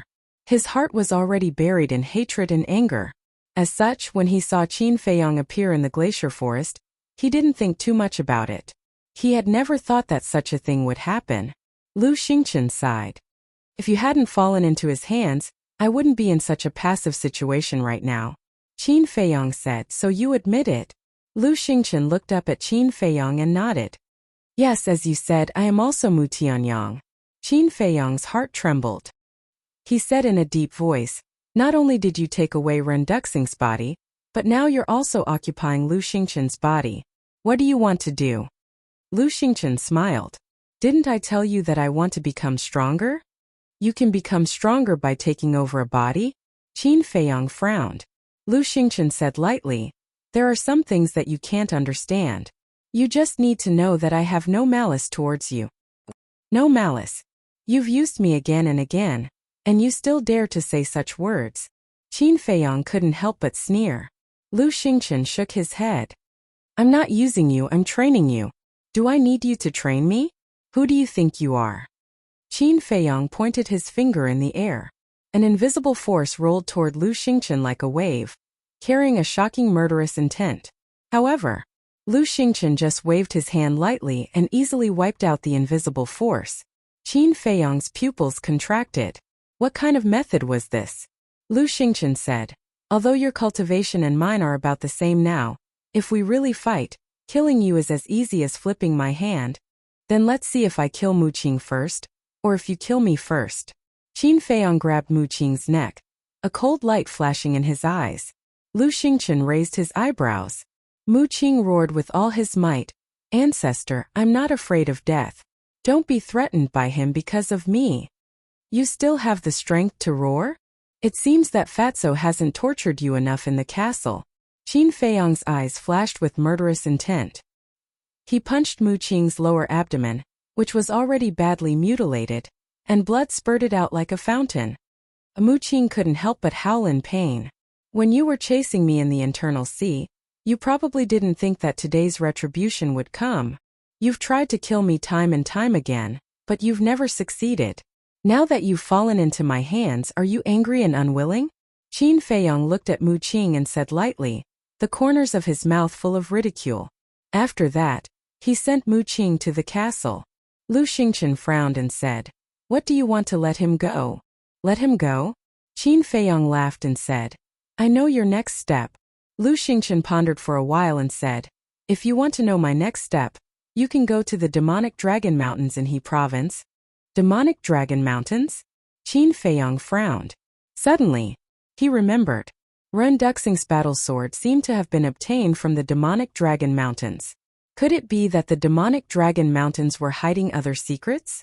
Lu Xingchen smiled and said, "I have time now. Do you want me to go with you?" Qin Feiyang's eyes flashed. He definitely couldn't let Lu Xingchen follow him, because Lu Xingchen definitely wouldn't miss any chance to save Mu Qing. Therefore, if he let Lu Xingchen follow him, it was equivalent to putting a time bomb beside him. But to kill Lu Xingchen, he couldn't do it.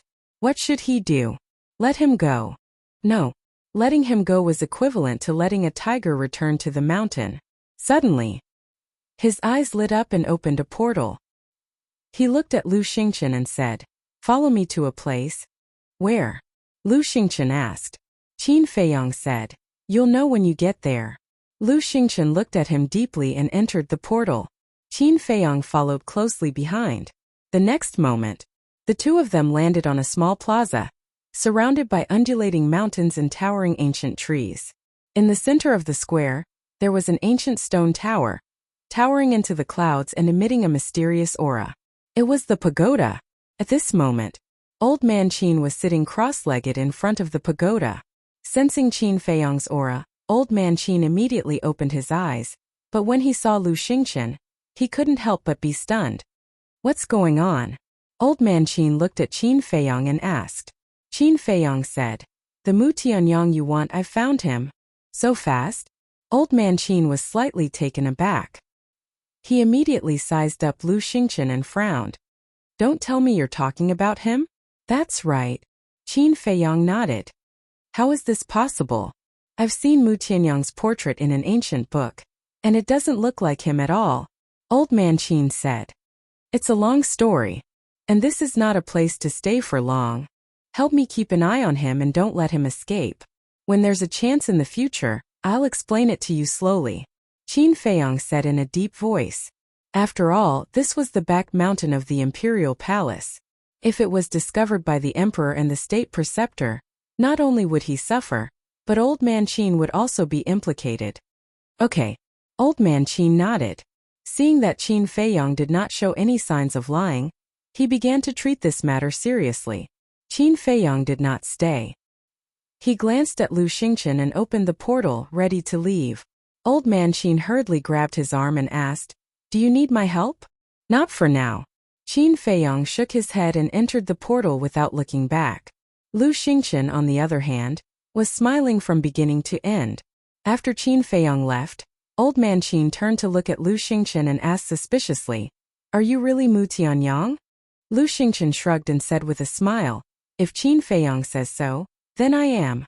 Old Man Qin could not help but frown. Back to Qin Feiyang.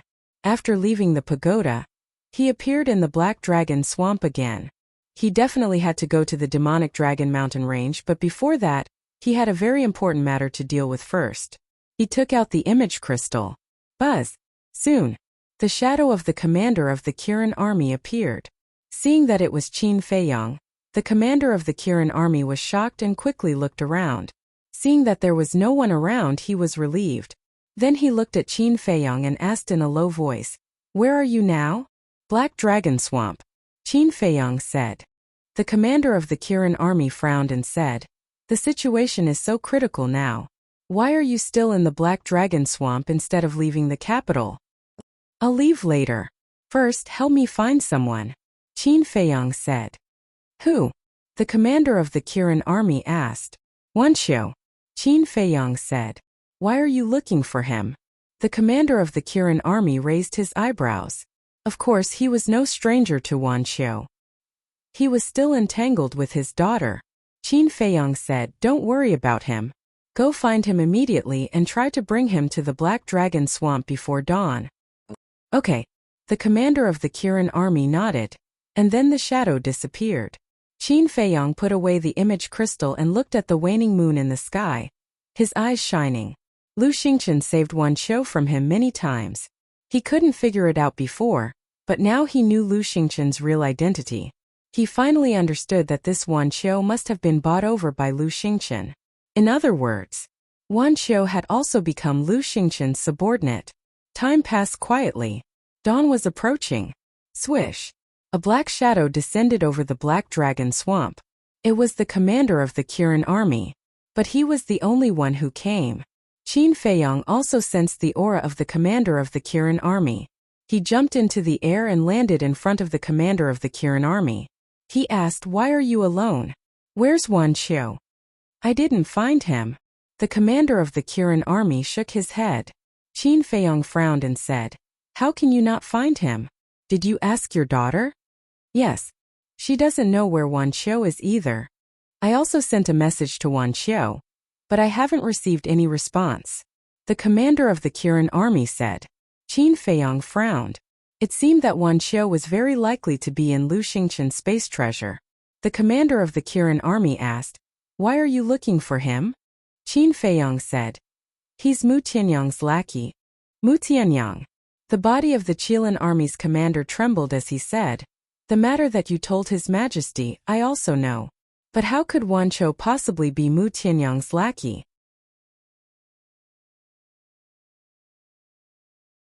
Chapter 1165. Crane Province.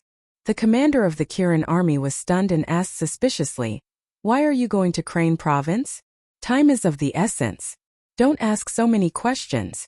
Tell me quickly," Qin Feiyang urged. "Let me think."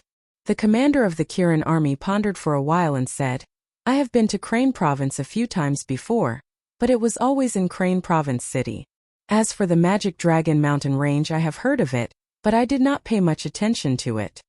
Qin Feiyang said, "Then give me the coordinates of Crane Province City." The commander of the Kirin army nodded and gave Qin Feiyang the coordinates. Qin Feiyang waved his hand and Yin Wei appeared. Qin Feiyang then took out the imitation spacetime gate and handed it to Yin Wei. Yin Wei immediately activated his battle chi and activated the spacetime gate. The commander of the Kirin army glanced at Yin Wei and the spacetime gate, then looked at Qin Feiyang and said, "Her Majesty is very worried about you now." Qin Feiyang's eyes trembled slightly. He resisted the impulse in his heart and said, "Help me tell my mother that I will try my best to survive." Clang! Before he finished his words, accompanied by a deafening sound, the spacetime gate opened completely. "Let's go." Qin Feiyang waved his hand and stepped into the spacetime gate without hesitation. Yin Wei nodded to the commander of the Kirin army and quickly followed in. The spacetime gate quickly disappeared.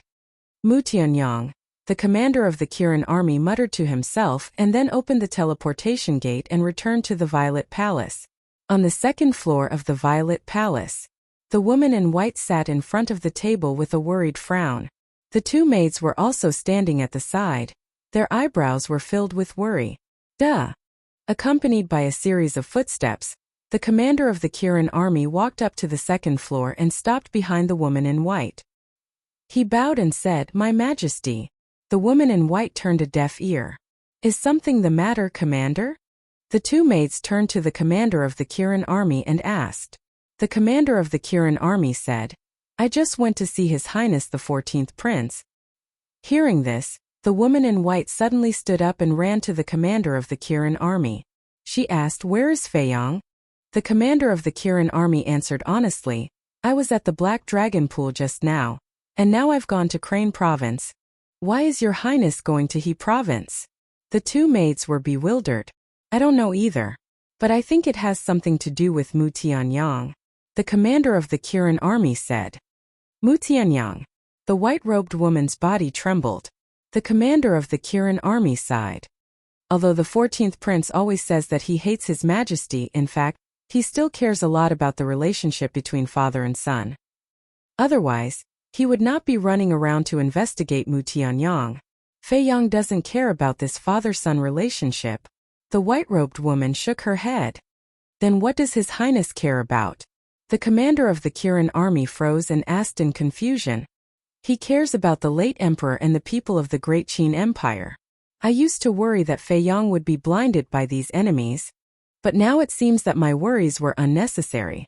Fei Yang not only inherited the late emperor's bloodline and legacy, but he also inherited the late emperor's great heart of protecting the people of the world. Perhaps he has a heart that empathizes with the common people. It's just that I really can't bear to let him bear this burden now. The white-robed woman sighed faintly. Protecting the people of the world as his responsibility. Compassion for the people. Your Highness, are you really such a person? If so, Your Majesty, shouldn't you feel ashamed? The commander of the Kirin army murmured. Crane Province. Just like the capital of the spiritual state, the capital of Crane Province had 5 major districts. North, South, East, West, and the Central District. At this moment, the night was as dark as ink and dotted with cold stars. In the sky above the city center, a stone door silently appeared. The stone door slowly opened. 2 figures strode out. It was Qin Feiyang and Yin Wei.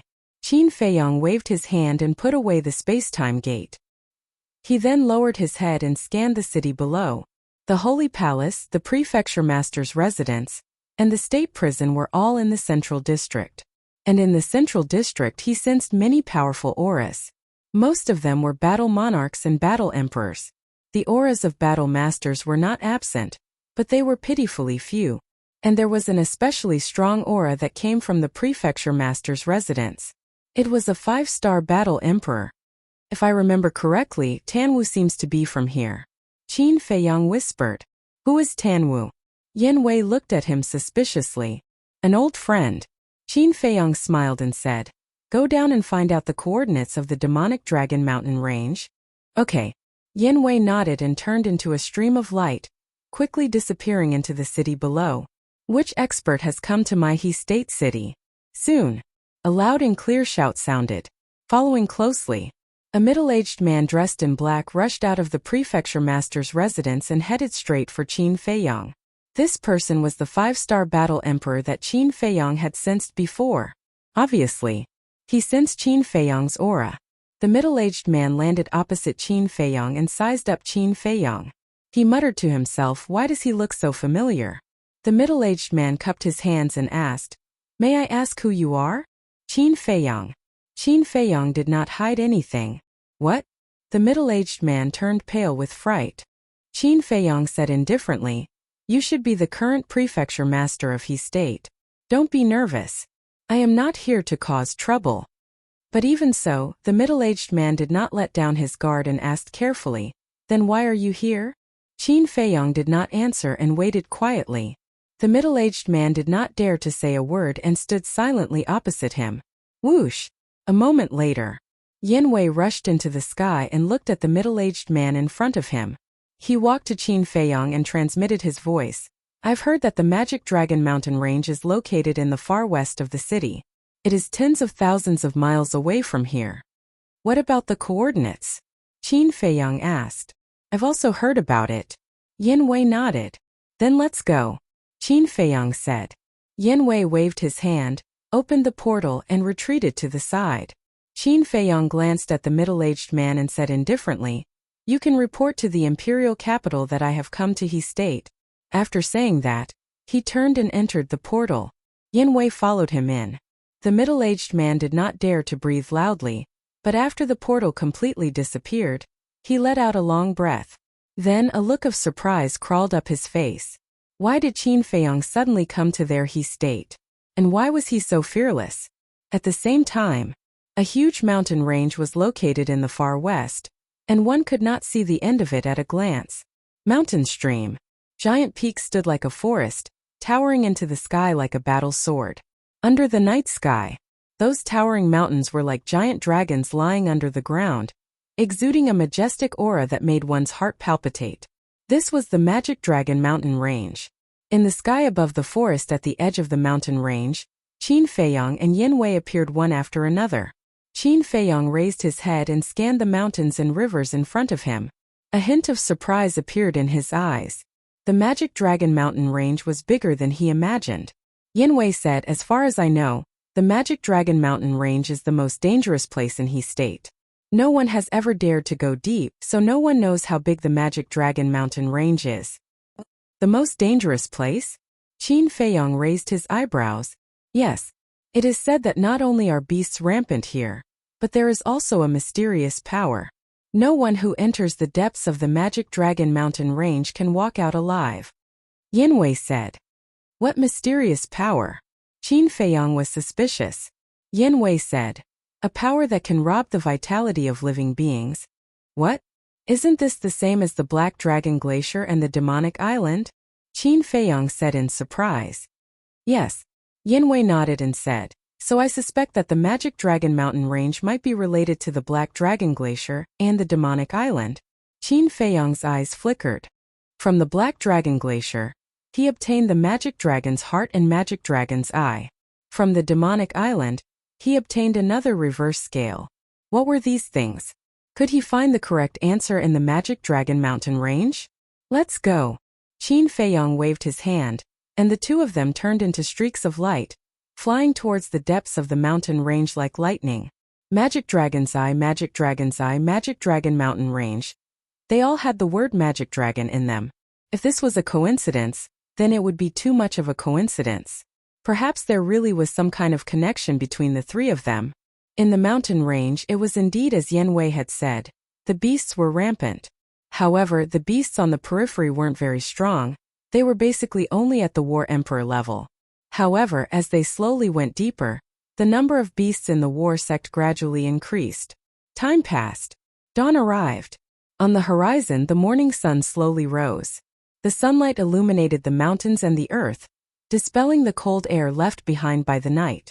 Qin Feiyang and Yin Wei did not stop and rest, and had already crossed over 10,000 miles. Along the way, they would occasionally meet some people who were training in the Magic Dragon Mountain Range or searching for treasures. However, the two of them ignored them. As for the mysterious power that Yin Wei mentioned, Qin Feiyang had never sensed it. Crack. Boom. Noon. Suddenly, waves of battle fluctuations came from the distance. The fluctuations were very strong, containing both the aura of humans and the aura of beasts. It was obvious that somewhere in front of them, someone was fighting with a beast. Qin Feiyang looked at each other and increased his speed, rushing towards the location of the battle fluctuations. The strength of the beasts in this area was basically between 3 and 5-star war sect. To Qin Feiyang and Yin Wei, it was naturally nothing. After all, one was a 6-star war saint and the other was a 2-star war emperor. But to the people of He province, the level of danger here was no less than a dragon's pool or a tiger's den. This was because the strongest representative of He province, the prefecture lord of He province, was only a 5-star war sect. Of course, the previous prefecture lord of He province was definitely stronger. However, the previous prefecture lord had to protect the teleportation altar of He province, so it was impossible for him to be in the Magic Dragon Mountain Range right now. Therefore, Qin Feiyang judged that the ones fighting with the beasts in front were most likely Renduxing and his group. Boom! Crack! As they got closer, the battle fluctuations became stronger and stronger, and Qin Feiyang was even more certain of his thoughts. Because the fluctuations of the battle carried a strand of saint might. One had to know that in the 9 provinces, it was impossible for there to be a war saint-level powerhouse. Qin Feiyang's eyes also revealed a trace of killing intent. Soon, the two of them passed through a forest and stopped in the air above a mountain ridge, gazing ahead. More than 10 miles away, a man and a beast were crazily fighting in the sky. Blood flowed everywhere, and the mountains and rivers below were destroyed. That beast was a large dark red dog. Its body was more than 10 meters long. But the strange thing was that on its shoulders, there were 5 basin-sized heads. That's actually the Hell Divine Hound, Yin Wei said in shock. Qin Feiyong was also extremely shocked. The Hell Divine Hound was an extremely rare divine beast. That's right, it was a divine beast. Its rarity could almost be compared to a divine dragon. The Hell Divine Hound was ferocious by nature and had an innate talent. It was known as the Guardian of Hell. Previously, he had only seen it in ancient books. This was the first time he had seen the true appearance of the Hell Divine Hound. However,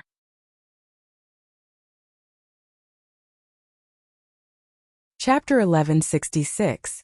That person was thin and had a hooked nose. His eyes were like those of an eagle, shining with a sharp light. He was extremely powerful. That infernal divine hound had the strength of a 7-star battle saint, but he was not at a disadvantage. And his cultivation level was only a 5-star battle saint. How did he do it? Looking at the man and the beast, Yin Wei's rough face was full of disbelief. A 5-star battle saint against a 7-star battle saint. This was a difference of 2 small realms. Why did his cultivation level advance so quickly? But Qin Feiyong was muttering to himself. His tone was full of disbelief. You know him? Yin Wei asked. Qin Feiyong said, yes, I know him. He was once the strongest king in He province, Tan Wu. Tan Wu? Yin Wei was suspicious. I clearly remember that when I first saw him in the 9 Nether Yellow Springs, he was only a 2-star battle saint. Only a few years have passed, and he has already stepped into the 5-star battle saint. Qin Feiyong whispered. Yin Wei asked, what about your cultivation level at that time? Qin Feiyong said, my cultivation level at that time was an 8-star battle emperor. Then did he open the gate of potential? Yin Wei said, definitely not. If he did, with his character, he definitely wouldn't hide it from us. Moreover, he should be in the Divine Palace now. Why is he in He province? Qin Feiyong whispered. Hearing you say that, it is indeed a little strange. Although you were only an 8-star battle emperor at that time, you opened the gate of potential, and your cultivation speed is far from his. But now you have broken through to 6-star battle saint, and he has also broken through to 5-star battle saint. I think there must be some kind of mystery behind this. Yin Wei said. Gate of potential. Qin Feiyong said word by word. Yes. Yin Wei nodded. Qin Feiyong's eyes trembled. If that was the case, didn't that mean that Tan Wu was also related to Lu Xingchen? Roar. Rumble. Tan Wu and the Hellhound's fierce battle gradually entered a white-hot stage. They didn't notice that Qin Feiyong and Qin Feiyong seemed to only have each other in their eyes. This Tan Wu is really not simple. There's a difference of 2 whole minor realms, and he's actually able to be equally matched with the underworld divine hound. Yin Wei was amazed. Qin Feiyong said, of course he's not simple. Otherwise, I wouldn't have tried so hard to recruit him. Yin Wei was bewildered. Qin Feiyong said in a deep voice, look above his head. Yin Wei focused his gaze and looked over. He saw a palm-sized ancient peak floating above Tan Wu's head. Its entire body was pitch black like ink, emitting a strong black light. That Gufeng is his battle soul. As for his fighting soul, it can release an obscure force and form a gravitational realm. Any living being that enters this gravity domain will have their speed suppressed. Qin Feiyong said. Gravity domain. Yin Wei's body shook as he said in surprise, isn't this similar to the gravity divine iron? Yes. This is also the reason why I want to subdue him. Qin Feiyong nodded. I didn't expect the great Qin Empire to have so many peerless geniuses. Yin Wei shook his head and muttered, his face full of shock. Qin Feiyong's eyes flashed slightly as he said in a low voice, take them down. Okay. Yin Wei nodded. Boom. He used the Sky Demon 9 steps and crossed half a mile in 1 step. At the same time, the aura of the Sky Demon 9 steps erupted, causing the void and earth here to shake violently. Tan Wu and the Hellhound were shocked when they heard the commotion. They immediately stopped fighting and looked at Yin Wei. What a powerful aura. He's a war emperor. The man and beast's expressions changed immediately. Boom. Yin Wei took a second step, and the aura around his body rose steadily. At this moment, in the eyes of Tan Wu and the Hellhound, Yin Wei was like a war god descending. Every step he took could cause heaven and earth to tremble. Suddenly, Tan Wu noticed Qin Feiyong behind Yin Wei and his eyes widened. Is it an illusion? He rubbed his eyes in disbelief and looked again, only to see that Qin Feiyong was still standing there. It wasn't an illusion. It was really Qin Feiyong. But why was he in He province? Tan Wu's face was full of doubts and was about to greet Qin Feiyong. But at this moment, Yin Wei took his 9th step and instantly landed above him and the Hellhound. The Emperor's aura was earth-shattering. At this moment, the man and beast both felt the aura of death. Woo-woo, the Hellhound's body went limp and it quickly crawled on the ground, wailing at Yin Wei continuously. Tan Wu's heart was also drowned by fear. His current strength was not bad, but facing a war emperor it was still too far away. Just as the man and beast thought that they were dead for sure, Yin Wei suddenly stopped. That shocking killing intent firmly locked onto the man and wolf. Swish! It was also at this time that Qin Feiyong took a step forward and walked in front of Tan Wu step by step. Tan Wu glanced at Qin Feiyong, then looked at Yin Wei, and asked in surprise, "Brother Qin, what's going on?" Qin Feiyong smiled and said, "He's my man." "Your man?" Tan Wu was slightly taken aback, then could not help but heave a sigh of relief. Although he and Qin Feiyong did not have a deep relationship, based on Qin Feiyong's previous attitude, it should not be disadvantageous to him. However, this sigh of his had yet to completely die down when Qin Feiyong raised his arm, grabbed his clothes and directly tore them to shreds. Tan Wu was immediately startled, both hands protecting his chest. Qin Feiyong's gaze turned dark and he shouted, "Put your hands down for me."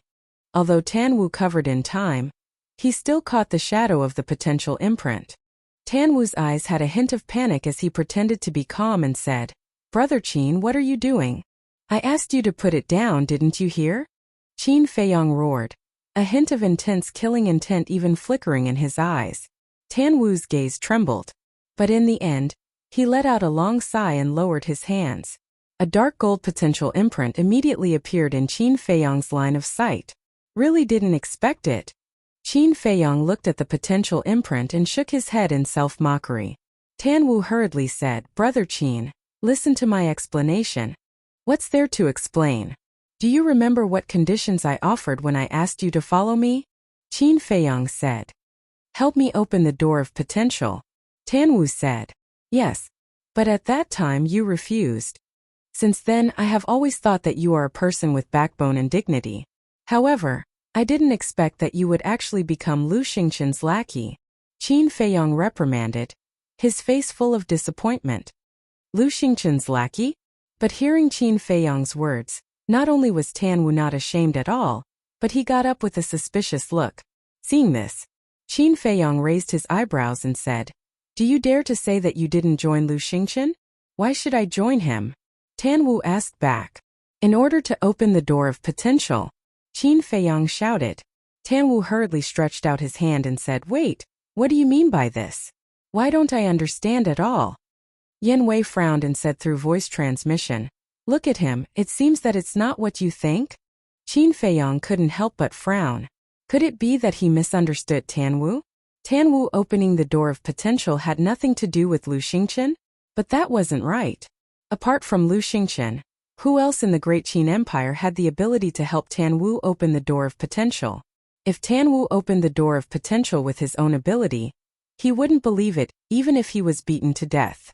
Because in the Great Qin Empire, there were many people with better talent, comprehension, and aptitude than Tan Wu. If others couldn't do it, why could he do it? Or was Tan Wu acting now to cover up the truth? After thinking about it, Qin Feiyong really couldn't make a judgment and asked, "Then tell me, how did you open the door of potential?" Tan Wu shook his head and said, "I can't say.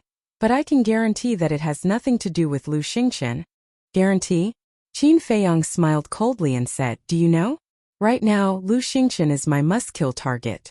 Do you think that I'll easily believe you? What's the situation? Isn't your relationship with him very good? Why would he become your must-kill target?" Tan Wu was bewildered. Qin Feiyong couldn't find the slightest trace of pretense in his eyes and expression. If Tan Wu was really acting now, then his acting skills were really too good. But if Tan Wu was not acting, then who helped him open this door of potential? Really not saying? Qin Feiyang asked once more. Tan Wu said, I promised him I really can't say. A wave of viciousness immediately surged from between Qin Feiyang's brows. Grabbing Tan Wu's neck, he shouted, I think highly of you, but it doesn't mean that I won't kill you. Don't challenge my patience. Even if you kill me, I won't tell you. Tan Wu shook his head without the slightest cowardice. Qin Feiyang burned with rage. Yin Wei suddenly reached his hand out, grabbed Qin Feiyang's shoulder, and transmitted his voice, Don't be anxious, I've thought of a way. What way? Qin Feiyang secretly thought. Can't your slavery seal peek into the other party's thoughts? You'll enslave him now. When he's thinking about this question in his heart, you'll naturally be able to get the answer. Yin Wei secretly thought. That's right. Why didn't I think of it? Qin Feiyang's eyes flashed. Tan Wu did not know that his slavery seal had this kind of ability, so he definitely would not be on guard. With this thought in mind, Qin Feiyang did not hesitate anymore, forming seals with both hands. A slavery seal instantly appeared out of nowhere.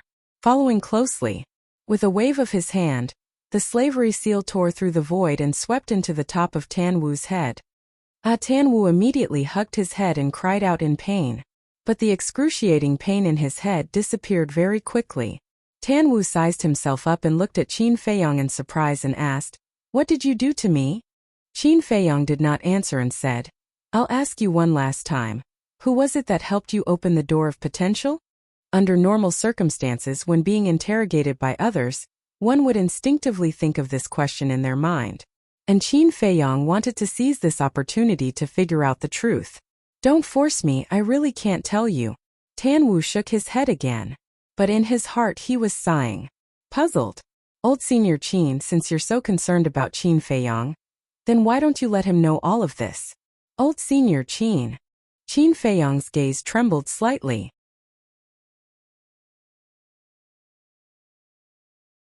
Chapter 1167. Who was Old Senior Qin? Why didn't he know that there was such a person who possessed the pill to unlock the door of potential? No. Old Senior Qin? Surname Qin. Could it be that this person was a certain old senior of the Qin clan? But thinking about it, it didn't seem right. If it was really a certain old senior of the Qin clan, then they would definitely take it out to nurture the descendants of the Qin clan. But since young, he had never seen a potential pill in the imperial palace. Old Senior Qin, Old Senior Qin. Could it be that Old Senior Qin who guarded the pagoda? But immediately after, he denied this thought. If it was really that Old Senior Qin, then the emperor must also know about the existence of the potential pill. Qin Feiyang was puzzled. Suddenly, he grabbed Tan Wu's clothes again and shouted, Who is the Old Senior Qin you're thinking of? Tan Wu was extremely surprised. How did Qin Feiyang know what he was thinking? Didn't you want to know what I did to you just now? I'll tell you now, that's an enslavement seal. After being controlled by the enslavement seal, I can peek into your inner thoughts through the enslavement seal. Qin Feiyang said solemnly. There's actually such a thing. Tan Wu turned pale with fright. Say it quickly. Qin Feiyang shouted. His patience was about to be worn out. Looking at Qin Feiyang's current appearance, Tan Wu fell into a struggle. Should he tell Qin Feiyang or not? Old Senior Qin at the same time. Yin Wei was also thinking about this problem. Suddenly, a look of surprise crawled up his face as he looked at Qin Feiyang and said, I heard from Fatso and the rest that you seem to have a relative called Qin Yuan, right? Qin Feiyang nodded. Yin Wei guessed. Do you think this Old Senior Qin could be him? Qin Feiyang's body and mind trembled. Was it Uncle Yuan? He hurriedly looked at Tan Wu. If this person was really Uncle Yuan, then hearing Yin Wei's words now, Tan Wu's expression would have some changes. When he looked at Tan Wu, he shockingly discovered that Tan Wu was currently looking at Yin Wei. Furthermore, the gaze in his eyes clearly became different. There was a hint of helplessness and blame in his voice, as if he was blaming Yin Wei for talking too much. It's really Uncle Yuan. Qin Feiyang's body trembled. Uncle Yuan actually possessed a pill that could open the door to potential? This was hard for him to accept. All of a sudden, he raised his other arm, his two hands forcefully grabbing the clothes on Tan Wu's chest as he shouted, Tell me, is it Uncle Yuan or not? Tan Wu's gaze flickered. A moment later, he sighed deeply and nodded. It's him. Qin Feiyong's mind buzzed. Immediately, he quivered abruptly and asked, where is Uncle Yuan right now? I don't know. Tan Wu shook his head. Qin Feiyong roared. He already helped you open the door to potential. How can you not know? Not only did old Senior Qin help me open the door to potential, he even helped me raise my cultivation. But this was a very long time ago. Where he is now I really don't know. Tan Wu said helplessly. Qin Feiyong's eyes could not help being filled with disappointment. Letting go of Tan Wu powerlessly, he said, why did he help you open the door to potential? Old Senior Qin knows that you think very highly of me, so he came to find me, asking me to assist you in the future. Frankly speaking, I really envy you. Although you were deserted by everyone back then, there are two people who have always been silently concerned about you. These two people are your mother and old Senior Qin. Especially old Senior Qin. Although he didn't meet you these few years, he has always been paying attention to your situation. Furthermore, for your future development, he has even been secretly helping you nurture a force. Tan Wu said. Mother, Uncle Yuan. Qin Feiyong lowered his head and muttered. Gradually, his face brimmed with a happy smile. That's right. He was not alone. Because no matter what happened, Uncle Yuan and his mother would not leave him. Furthermore, he even had an additional group of companions by his side now. Qin Feiyong raised his head, looked at Tan Wu and asked what force. At that time he just mentioned it in passing. I don't know the details either. But from his words, I can tell that this force is still growing right now. When the day comes when it grows up, this force will definitely shock heaven and earth, making ghosts and gods weep. Tan Wu said, his eyes filled with confidence. Qin Feiyong frowned and said, you're one of them? Sort of. Tan Wu nodded. Uncle Yuan, thank you. Qin Feiyong looked at the horizon and muttered. Actually, he already knew long ago that Uncle Yuan had always been paying attention to him. But the matter of helping him nurture a force, if Tan Wu did not say, he would probably still be kept in the dark. And Uncle Yuan doing this was also completely for his sake. Because if he knew about these things, he would definitely develop a reliance heart. With reliance he would definitely become lazy. Qin Feiyong retracted his gaze, looked at Tan Wu and asked, in the past, I invited you time and time again but you refused. Why did you suddenly agree to assist me now? Forced by the situation. Seeing everyone get stronger day by day, while I'm still making progress in the same place, I feel anxious. The other factor is old Senior Qin. Old Senior Qin is a person of virtue and prestige, someone I admire. Don't think that I'm following you. Actually, I'm following old Senior Qin. Tan Wu said with a smile. Qin Feiyong shook his head helplessly and said, looks like in your eyes, I still don't have the qualifications for you to follow. You can say that.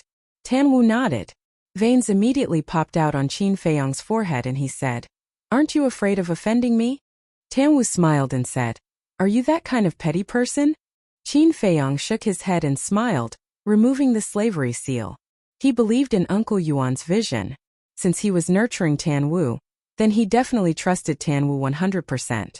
However, Uncle Yuan grasping the medicinal pill to open the door of potential was truly somewhat beyond his expectations. This old man, he could not see through him more and more. Qin Feiyong shook his head, restrained his emotions and asked Tan Wu, weren't you at the temple? Why did you return to He province? Isn't it because of it? Tan Wu pointed at the Hell Divine Hound. Qin Feiyong glanced at the Hell Divine Hound and asked suspiciously, what do you mean? This has to start from a long time ago. I believe you guys must have heard of the legend of the Devil Dragon Mountain Range. Tan Wu said. Qin Feiyong, two people nodded. Tan Wu smiled and said, but there's a legend that you guys definitely don't know. What legend? The two people were suspicious. Tan Wu said, legend has it that in the deepest part of the Devil Dragon Mountain Range, there's a peerless divine weapon hidden. As long as you obtain this divine weapon, you will definitely be like a carp leaping over the dragon gate, soaring to the heavens in one go. Peerless divine weapon. Qin Feiyong, two people looked at each other. If it was in the past, they definitely wouldn't believe it. Because things like divine weapons were too ethereal, it was impossible for them to exist in this world. But now they firmly believed it. Because Renduxing's battle sword was obtained here. Yin Wei said. I really didn't hear about this legend in the capital. Tan Wu smiled faintly and said. Only a few people in He province know about this legend. They definitely won't be able to find out about it. Qin Feiyong asked. Then what does this legend have to do with the Hell Divine Hound? Of course. Back then, when I stepped into the one-star battle sect, I entered the Devil Dragon Mountain range to verify the authenticity of this legend. However, when I came to the Devil Dragon Mountain range, I realized how naive and childish I was. There were too many fierce beasts here and they were too strong. It wasn't a place that I could set foot in at all. But I didn't want to give up. I desperately walked towards the depths and finally came here with great difficulty. And when I came here, I was already seriously injured. Just as I was about to find a place to recuperate for a period of time, this damn dog suddenly jumped out and almost took my life. Tan Wu looked at the Hell Divine Hound. His eyes filled with a cold light. TSK, that's because you overestimated your own abilities. With your little cultivation back then, you still dared to go so deep. If this emperor doesn't kill you, who will I kill? The Hell Divine Hound said disdainfully. Tan Wu said angrily. Then you can't take advantage of others' difficulties, right? After all, you're a divine beast. A divine beast must be magnanimous. Who said that divine beasts should be magnanimous? This emperor likes to take advantage of people's difficulties. How about it? Not convinced. Come, let's fight again? The Hell Divine Hound clamored. Qin Feiyong's face twitched as he glanced at the Hell Divine Hound. How could this guy be on par with the white-eyed wolf? He turned to look at Tan Wu and asked curiously, then what happened after that? How did you escape from its hands? After that, it teased me in every way possible and humiliated me. Of course, I refused to accept it, so I arranged a battle with it. When I broke through to the Battle Saint realm, I'll come and find it for a fair battle. If I win, it will submit to me. If I lose, I'll be its human pet. I originally thought that it wouldn't agree, but who knew if its brain had a cramp, it actually agreed. Tan Wu said disdainfully. The Hell Divine Hound was immediately enraged and roared. This emperor spared your dog life. It's fine if you don't thank this emperor, but you actually scolded this emperor in public? Kid, let me tell you, don't be too arrogant. Idiot. Tan Wu rolled his eyes at it and looked at Qin Feiyong, saying, half a month ago, I broke through to the 5-star Battle Saint realm and found an excuse to return to He province to find it for a battle. The result is that you all saw it. My strength and its are considered evenly matched. So that's how it is. Qin Feiyong came to a realization. Yin Wei sized up Tan Wu and the Hell Divine Hound and said strangely, why do I feel that the relationship between the two of you isn't so simple? It seems like there's a kind of enemy, love and hate. Qin Feiyong smiled and said, we're enemies. The Hell Divine Hound said angrily, don't talk nonsense. This emperor is a divine beast with a noble bloodline. How can I love and hate a mere human? Tan Wu snorted coldly and said, I also disdain to be enemies with you. What do you mean? Have I wronged you? The Hell Divine Hound immediately glared at Tan Wu angrily. No, it's me who's unworthy. Tan Wu said indifferently, it's good that you know your place. The Hell Divine Hound sneered. Qin Feiyong and Yin Wei looked at each other, shook their heads and laughed. This man and beast were clearly enemies. It seemed that when Tan Wu was tortured by the Hell Divine Hound, many interesting things happened.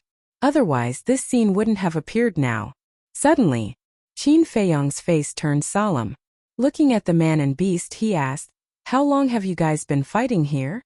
Tan Wu said, it should be 10 days. Already fighting for 10 days in a row, and you still say it's not love and hate? Yin Wei rolled his eyes. Hearing that, Tan Wu and the Hell Divine Hound's expressions both appeared somewhat embarrassed.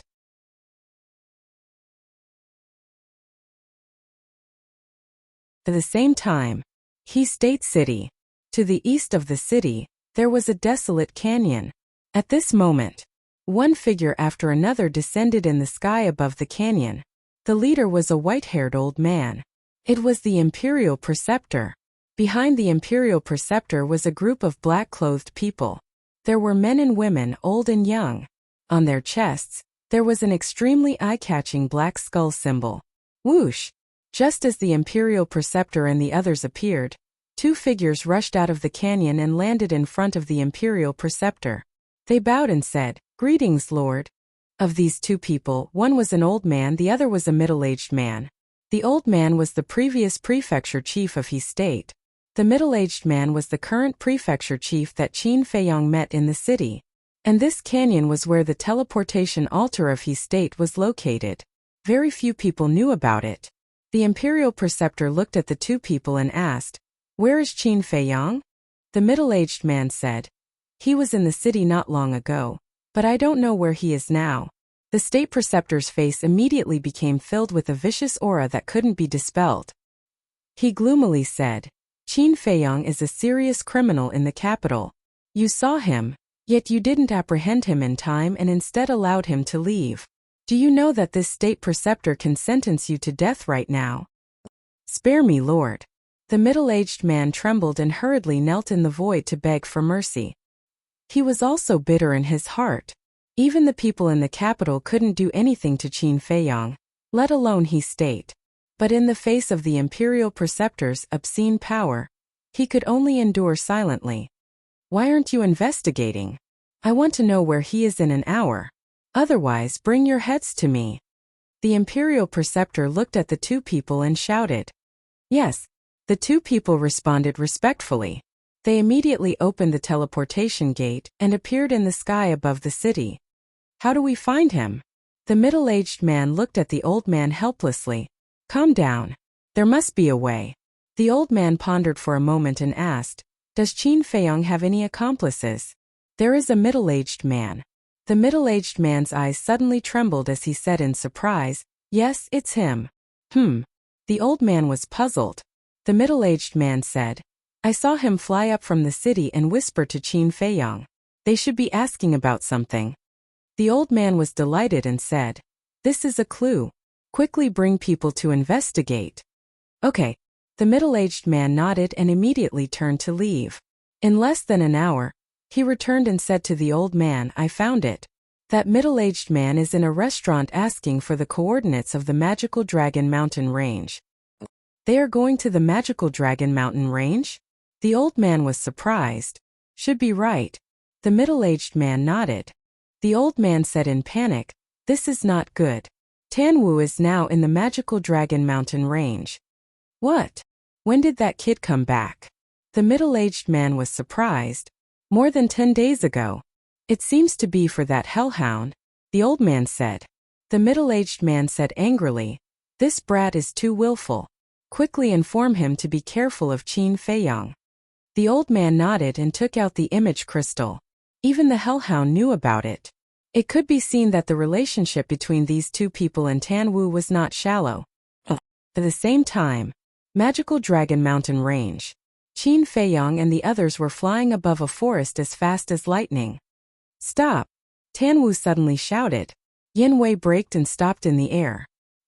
He turned to look at Tanwu suspiciously and asked, "What's wrong?" Tanwu said, "Someone sent me a message.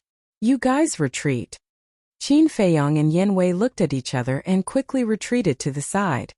"Humans are really troublesome." The hellhound muttered in dissatisfaction and also retreated to Qin Feiyong and Yanwei's side. Tanwu took out the image crystal. Buzz! The image of the old man appeared. "Greetings, master." Tanwu immediately bowed. The old man asked, "Are you still in the Magical Dragon Mountain Range?" "Yes." Tanwu nodded. The old man said, "Then how is the battle with the hellhound going?" Tanwu smiled bitterly and said, "Its cultivation has also become stronger. It is now a 7-star battle saint. If it continues, it should be a situation where both sides suffer. To be able to fight it to a draw in such a short period of time, you are not bad." The old man smiled, his face full of gratification. Then his face turned serious and he said in a deep voice, "You have to be careful these few days." "What's wrong?" Tanwu asked. The old man said, "According to this old man's inquiry, Qin Feiyong may have also entered the Magical Dragon Mountain Range." Tanwu was slightly stunned. He glanced at Qin Feiyong, who was not far away, and pretended to be surprised. He looked at the old man and asked, "Why did Qin Feiyong come to the Magical Dragon Mountain Range?" "I don't know." But now, the imperial tutor has personally led people into our He province. He will definitely enter the magical Dragon Mountain range later. If you have nothing else, it's better to come back as soon as possible, the old man said. Imperial tutor. Tanwu's eyes focused and he nodded. Understood. This disciple will be careful. That's good. It's not easy for a genius like you to appear in our He province. This old man doesn't want to die prematurely, the old man said with a smile. Tanwu smiled and said, Don't worry, this disciple knows his limits. Yes. The old man nodded, and the shadow quickly dissipated. Tanwu also put away the image crystal and turned to look at Qin Feiyong and said, What do we do now? The imperial tutor personally brought people here. This was not a small matter and had to be treated carefully. Humph. This old thing, he won't be satisfied until he kills me. Qin Feiyong snorted coldly. The Hell Godhound hesitated and said, This emperor wants to ask, is that imperial tutor very strong? Nonsense, he's the teacher of the current emperor. Do you think he's strong or not? Tanwu rolled his eyes at it. Then how strong is he? If he's not that strong, we'll think of a way to kill him directly, the Hell Godhound said. Qin Feiyong and the other two looked at each other. He actually wanted to kill the imperial tutor? This guy was really a newborn calf that was not afraid of a tiger. Tanwu said, Listen carefully. The current imperial tutor is a false god. What? A false god? The Hell Godhound's eyes widened, filled with shock. Tanwu said, Let's talk about it now. Do you still want to kill him? Ha! Just pretend that you didn't hear what I said just now. The Hell Godhound laughed dryly. What a joke. Wasn't it courting death to provoke a false god? Tanwu rolled his eyes and looked at Qin Feiyong, saying, If I'm caught by the imperial tutor, I'm fine, but you'll definitely be doomed. If he wants to catch me, it won't be that simple. Qin Feiyong's eyes flickered. What do you mean? Tanwu was suspicious. Qin Feiyong said with a faint smile, Actually, the imperial tutor's arrival is exactly what I'm looking forward to. What do you mean? Tanwu was surprised. After Renduxing was possessed by a wisp of Mu Tianyang's divine consciousness, his methods are very terrifying. With the strength of the few of us, it's not enough to fill the gaps between his teeth. Therefore, I need someone stronger to deal with him. And this imperial tutor is undoubtedly the best candidate. Qin Feiyong sneered, a cold light flashing in his eyes. Yen Wei suddenly said, I understand. Your goal is to let them fight each other? Yes. If I didn't want people to know my whereabouts, I wouldn't have stood there openly in the capital of He province. And I wouldn't have let you directly use your true face to inquire about the coordinates of the demonic Dragon Mountain range.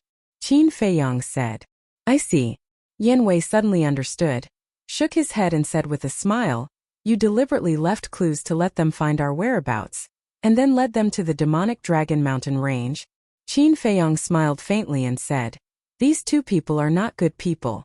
Let them fight first, and then we'll come out and reap the benefits in the end. Brilliant. Tanwu gave a thumbs up. As soon as he entered He province, he began to make arrangements.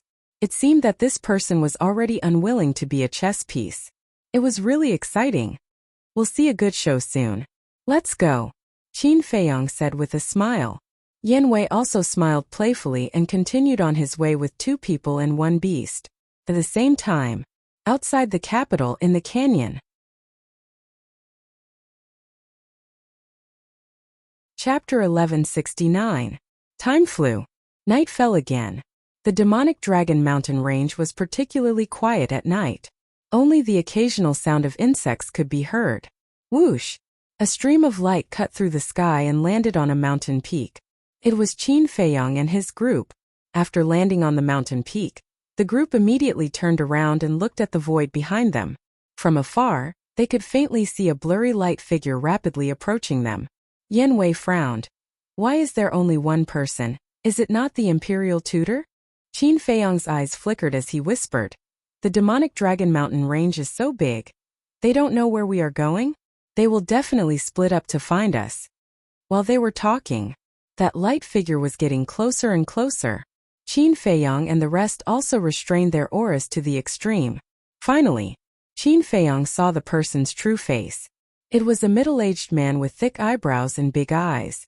He had a strong body and was 1.9 meters tall. The aura exuding from his body was extremely strong. Can you see through his cultivation? Tanwu asked. Yin Wei shook his head, no. Qin Feiyong suddenly said. His cultivation is definitely not lower than a 5-star combat emperor. What? The two men and one beast's expression changed. Swoosh. Qin Feiyong waved his hand and led the two men and one beast into the ancient castle. Not long after they entered the ancient castle, the middle-aged man did not stop at all and swept across the sky above the mountain peak. Inside the ancient castle. Hello everyone. Tanwu smiled and greeted Fatso and the rest. Other than the double-winged snow eagle Yin Wei, Phantom Snake Emperor Viper and Dan Wang Kai, everyone was considered old acquaintances. So, Fatso and the rest also smiled and nodded at Tanwu. So strong. When he noticed Viper and Dan Wang Kai, Tanwu's pupils constricted slightly. Then he looked at Qin Feiyong and asked, They are also your subordinates? Friends. Qin Feiyong said. Tanwu was slightly taken aback and said emotionally, Your foundation is getting stronger and stronger. Qin Feiyong sighed. It's a pity that my own strength is still not enough to bring it to the table. Tanwu smiled faintly and said, With your cultivation speed, catching up to them, even surpassing them, is just a matter of time. Qin Feiyong shook his head and smiled. Tanwu said, Oh right, how did you determine that person's cultivation just now? The symbol on his chest. Qin Feiyong said, a cold light flashing in his eyes. Logo. Tanwu Yin Wei and the Hell Godhound looked at each other. They could see a trace of doubt in each other's eyes. Qin Feiyong said, There's a black skull symbol on his chest. Tanwu nodded. He had also noticed this. Qin Feiyong said, That's the symbol of the inner hall of the law enforcement hall. Inner hall? Tanwu was bewildered. Having been in the divine hall for so long, he naturally had a good understanding of the law enforcement hall. The law enforcement hall was personally controlled by the state preceptor. Every person inside was rather powerful. And the law enforcement hall was also the place that all the disciples of the divine hall did not want to go to the most. Because once they entered the law enforcement hall, it would definitely be a situation of 9 deaths and 1 life. But he had never heard of the inner hall before. Those law enforcers that you usually see are only people from the outer hall, and the law enforcers of the inner hall are even more mysterious than the law enforcers of the outer hall. They never easily appear in front of people, because they are death warriors secretly groomed by the emperor and the state preceptor. Each one of them is a 1 in 10,000 ruthless character. They will only appear when there's a particularly major emergency. Qin Feiyong said in a deep voice, There's actually such a group of people. Tanwu was tongue-tied. Qin Feiyong said, This muddy water in the imperial capital is deeper than you imagine. Tanwu asked, Then are they the emperor's trusted aides or the state preceptor's trusted aides? Under the heavens, all lands belong to the emperor. Logically speaking, everything in the Great Qin Empire should belong to the emperor, including these law enforcers of the inner hall. In the past, I thought so too. But now, after experiencing so many things, I've changed some of my views. I feel that whether it's the people from the outer hall or the law enforcement hall, they should all be the state preceptor's trusted aides. Qin Feiyong said in a deep voice. Tanwu said in shock, You suspect that the state preceptor wants to usurp the throne? Who knows? Qin Feiyong shrugged his shoulders. Tanwu took a deep look at Qin Feiyong and asked, Then what are the conditions to enter the inner hall? Qin Feiyong said, First of all, cultivation. The lowest is a 5-star combat emperor. Tanwu was secretly speechless. He really did not expect that there was such a mysterious department hidden in the imperial capital. It was so strong that it made people afraid. Qin Feiyong's gaze flickered slightly. He looked at Tanwu and said, I think you should go back. Tanwu raised his eyebrows. Don't misunderstand. I'm not looking down on you. I'm just afraid of implicating you. If the state preceptor finds out that you're with me, do you know what the consequences will be? Moreover, the people he brought this time are from the law enforcement hall's inner hall. I really don't have the confidence to protect your safety. Qin Feiyong said. Tanwu's expression was uncertain. The Hell Godhound said, Hey, he's right. If you stay now, not only will you not be able to help him, you will only drag him down. Why do you care? Tanwu glared at it angrily. The Hell God Hound snorted coldly and said, Don't be unhappy. This emperor is telling the truth. Scram. Tanwu's face was pitch black and his veins were bulging. TSK, you don't know what's good for you. The Hell God Hound pursed its lips. Qin Feiyong shook his head and smiled. He brought Yin Wei, Tanwu, and the Hell God Hound and left the ancient castle. At the peak of the mountain, dead silence. Qin Feiyong looked at Tanwu and said with a faint smile, It's settled then. We'll meet again if fate allows it. Then be careful. Tanwu warned. Qin Feiyong nodded and said with a smile, If there's a chance when you meet Uncle Yuan, send my regards to him. Okay. Tanwu said with a smile. Qin Feiyong turned to look at Yin Wei and said, Let's go. Yin Wei waved his hand, swept up Qin Feiyong, and disappeared from Tanwu and the Hell God Hound's line of sight without looking back. The Hell God Hound retracted its gaze and looked at Tanwu, asking curiously, What's the background of this Qin Feiyong? To actually alarm the current state preceptor? Tanwu said, He's the current emperor's son, the 14th prince. He's known as a monster that doesn't appear in 10,000 years. Fuck. The Hell God Hound's eyes went wide and it exclaimed, This background isn't small. But since he's the emperor's son, why would he fall out with the emperor like this? Tanwu said, You fierce beasts won't understand the matters of us humans. You're looking down on me? The Hell God Hound was immediately enraged. I'm looking down on you. So what? Tanwu looked at it provocatively. The Hell God Hound shouted, Then stop talking nonsense. Come, let's fight another 100 times. I'm not in the mood now. Tanwu rolled his eyes at it, turned around and returned the way he came. The Hell God Hound stood up and hurriedly chased after him, saying disdainfully, You're not angry anymore? You're too lousy. Tanwu was silent. The Hell God Hound said, Speak, don't pretend to be mute. Aren't you annoying? Tanwu was furious. The Hell God Hound waved its paw disdainfully and said, But then again, although Qin Feiyong has a few war emperors by his side, the people of the Law Enforcement Hall's inner hall are far stronger than them. Moreover, there's the state preceptor of Fake God. Is Qin Feiyong their match? You don't have to worry about that. I understand Qin Feiyong. If he isn't confident, he won't take the risk. Tanwu smiled confidently. Early morning. When the first ray of sunlight shone on the Demon Dragon Mountain range, everything began to gradually wake up. Roar. Chirp. The roars of the fierce beasts and the sharp cries of the birds resounded in the mountain stream, echoing in the air. Whiz.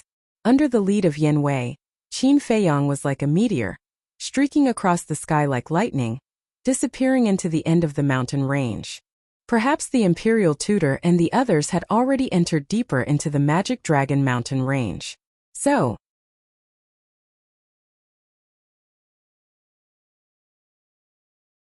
the Sacred Monkey asked suspiciously, Master, since the sword can't help us reach the peak, why are we here now?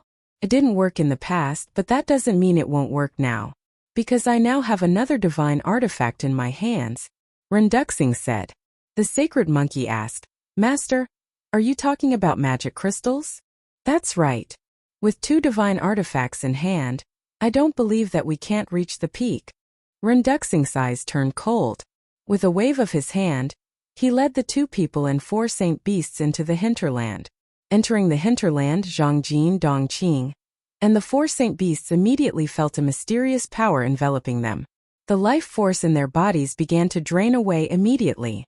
Renduxing shouted, Give me the sword. Dongqing waved her hand, erased the blood contract in the crimson sword, and then handed it to Renduxing. Renduxing grabbed the sword, cut his finger, and dripped his blood to bind it. Immediately after, a wisp of divine sense flew out from the top of his head and merged into the sword. Clang! The sword suddenly recovered, emitting a dazzling divine light, and its divine power spread in all directions. The Sacred Monkey's expression changed, and it hurriedly said, Master, you can't use divine sense to recover the divine artifact. The Sacred Eagle also said anxiously, Yes, you only have a wisp of divine sense. If it is consumed, you will be destroyed. Don't worry. After all these years of cultivation, my wisp of divine sense has already grown, and now it is about to condense a divine soul. It's not a problem to recover the divine artifact temporarily, Renduxing said. It's about to condense a divine soul. The four saint beasts looked at each other overjoyed. Renduxing looked at the peak of the giant mountain, and his eyes flashed. Clang! The sword in his hand flew out and floated above his head, buzzing and trembling. Sword chi surged, and in an instant, a barrier of more than 10 feet appeared, protecting the 3 people and 4 saint beasts inside. The moment the barrier appeared, they immediately felt that the mysterious power that was robbing their life force disappeared. The hinterland of the demonic dragon mountain range was also very large. The group of people flew for a full hour before they saw a huge mountain peak. The giant mountain was thousands of feet tall, and it was located in the center of a plain in front of them. It was dark red, like a blood-stained magic sword, emitting a pungent smell of blood. At the foot of the giant mountain, there were piles of bones like azure hell. I didn't expect such a terrifying place to exist in Amirhi province. Looking at the sea of bones, Zhang Jin and Dong Qing swallowed their saliva, and their eyes were full of fear. Renduxing said, "Don't underestimate any place, and in the Great Qin Empire, there are more dangerous places than here." Where? The two were surprised. The Sea of Reincarnation. Even I don't dare to set foot in that sea, Renduxing said. The two couldn't help but gasp when they heard this. One must know. Their master was a true god of war when he was alive, and even he couldn't set foot in it easily. How terrifying was the so-called Sea of Reincarnation? Most importantly, they had never heard of this Sea of Reincarnation before. Renduxing said, "The Sea of Reincarnation is located in the extreme north of the imperial capital, and it's boundless. When there's a chance in the future, I'll take you to see it." After saying that, Renduxing waved his hand and led the 2 men and 4 beasts to land on the ground, stepping on countless bones and walking towards the giant mountain. Zhang Jin said, "Why don't we just fly up? You can't fly within half a mile of the giant mountain, so you can only walk there. Look there." Renduxing pointed to a certain place at the foot of the mountain. The 2 men and the 4 beasts looked over and saw an ancient stone staircase. It was like a giant python winding and twisting, climbing up the giant peak all the way to the peak. "Can't fly?" Zhang Jin raised his eyebrows and tried to fly. A terrifying gravity suddenly pressed down on him. He panicked and hurriedly returned to the ground. Renduxing glanced at him and didn't say anything. A few hundred breaths later, the group finally arrived at the foot of the mountain. Crack! An ear-piercing crisp sound suddenly rang out. Zhang Jin, Dong Qing, and the 4 sacred beasts hurriedly looked in the direction of the sound, and their expressions changed drastically. They saw that a crack had appeared on the barrier protecting them, and that terrifying mysterious force swarmed in through the crack. They immediately felt that the vitality in their bodies was crazily draining away like running water. For a moment, Zhang Jin and Dong Qing panicked. The 4 sacred beasts used to be pseudo-god level existences, but at this moment, their eyes were filled with fear. Renduxing's expression was also extremely solemn. He made a prompt decision. He took out the demon crystal and inserted a wisp of divine sense into it. Boom! The demon crystal suddenly emitted a black light and floated in the air, floating next to the red battle sword. Demonic power surged. Immediately after, wisps of black air gushed out from the demon crystal and rushed towards the crack. Although he had 2 divine artifacts in hand, Renduxing didn't dare to be careless at all, because he didn't know if these 2 divine artifacts could block the erosion of that mysterious force. He looked at the crack nervously.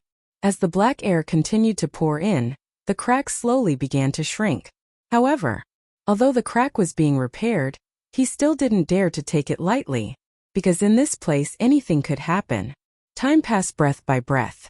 More than 10 breaths later, the crack was finally repaired, and the surging mysterious force was blocked outside. It wasn't until this moment that Renduxing secretly breathed a sigh of relief. Dong Qing, Zhang Jin, and the 4 sacred beasts were dripping with cold sweat all over. When the crack was being repaired, they even almost collapsed. Could be seen how nervous they were. Moreover, it was in this short period of time that more than half of the vitality in their bodies was robbed by that mysterious force, and they looked very old. That was close. If that crack couldn't be repaired, I'm afraid everyone would have to die here. What the hell is that thing? Zhang Jin looked at the peak of the mountain, his face full of fear. Let's go. Run Duxing took a deep breath, waved his hand, and took the lead to step on the stone stairs and walked up. Zhang Jin, Dongqing, and the 4 sacred beasts quickly followed. At this time, if they left the protection of the barrier, they would die. In another place, the National Master stood on the peak of a giant mountain, looking around. His heart was in a mess, and his eyes were gloomy to the extreme. This place was not far from the deepest part of the magical Dragon Mountain range. Suddenly, he raised his hand and waved, and a wave of false god power surged into the sky, and then exploded like fireworks. Whoosh! Soon, a man in black came through the air and landed in front of the National Master. How is it? The National Master asked. The man in black shook his head and said, I didn't find anything. Whoosh! Before his voice died away, another man in black came from another direction and landed on the peak of the mountain. The state preceptor patiently asked, Do you have any clues? I'm incompetent. The man in black lowered his head and said. Although there was no direct answer, it was enough to explain everything. Whoosh! Following closely, the other law enforcers also came to join them. The answer was no. Where did that little bastard go? The National Master was annoyed. An old man in black said, Could he have left the magical Dragon Mountain range through the portal? Left? The National Master raised his eyebrows. This possibility couldn't be ruled out.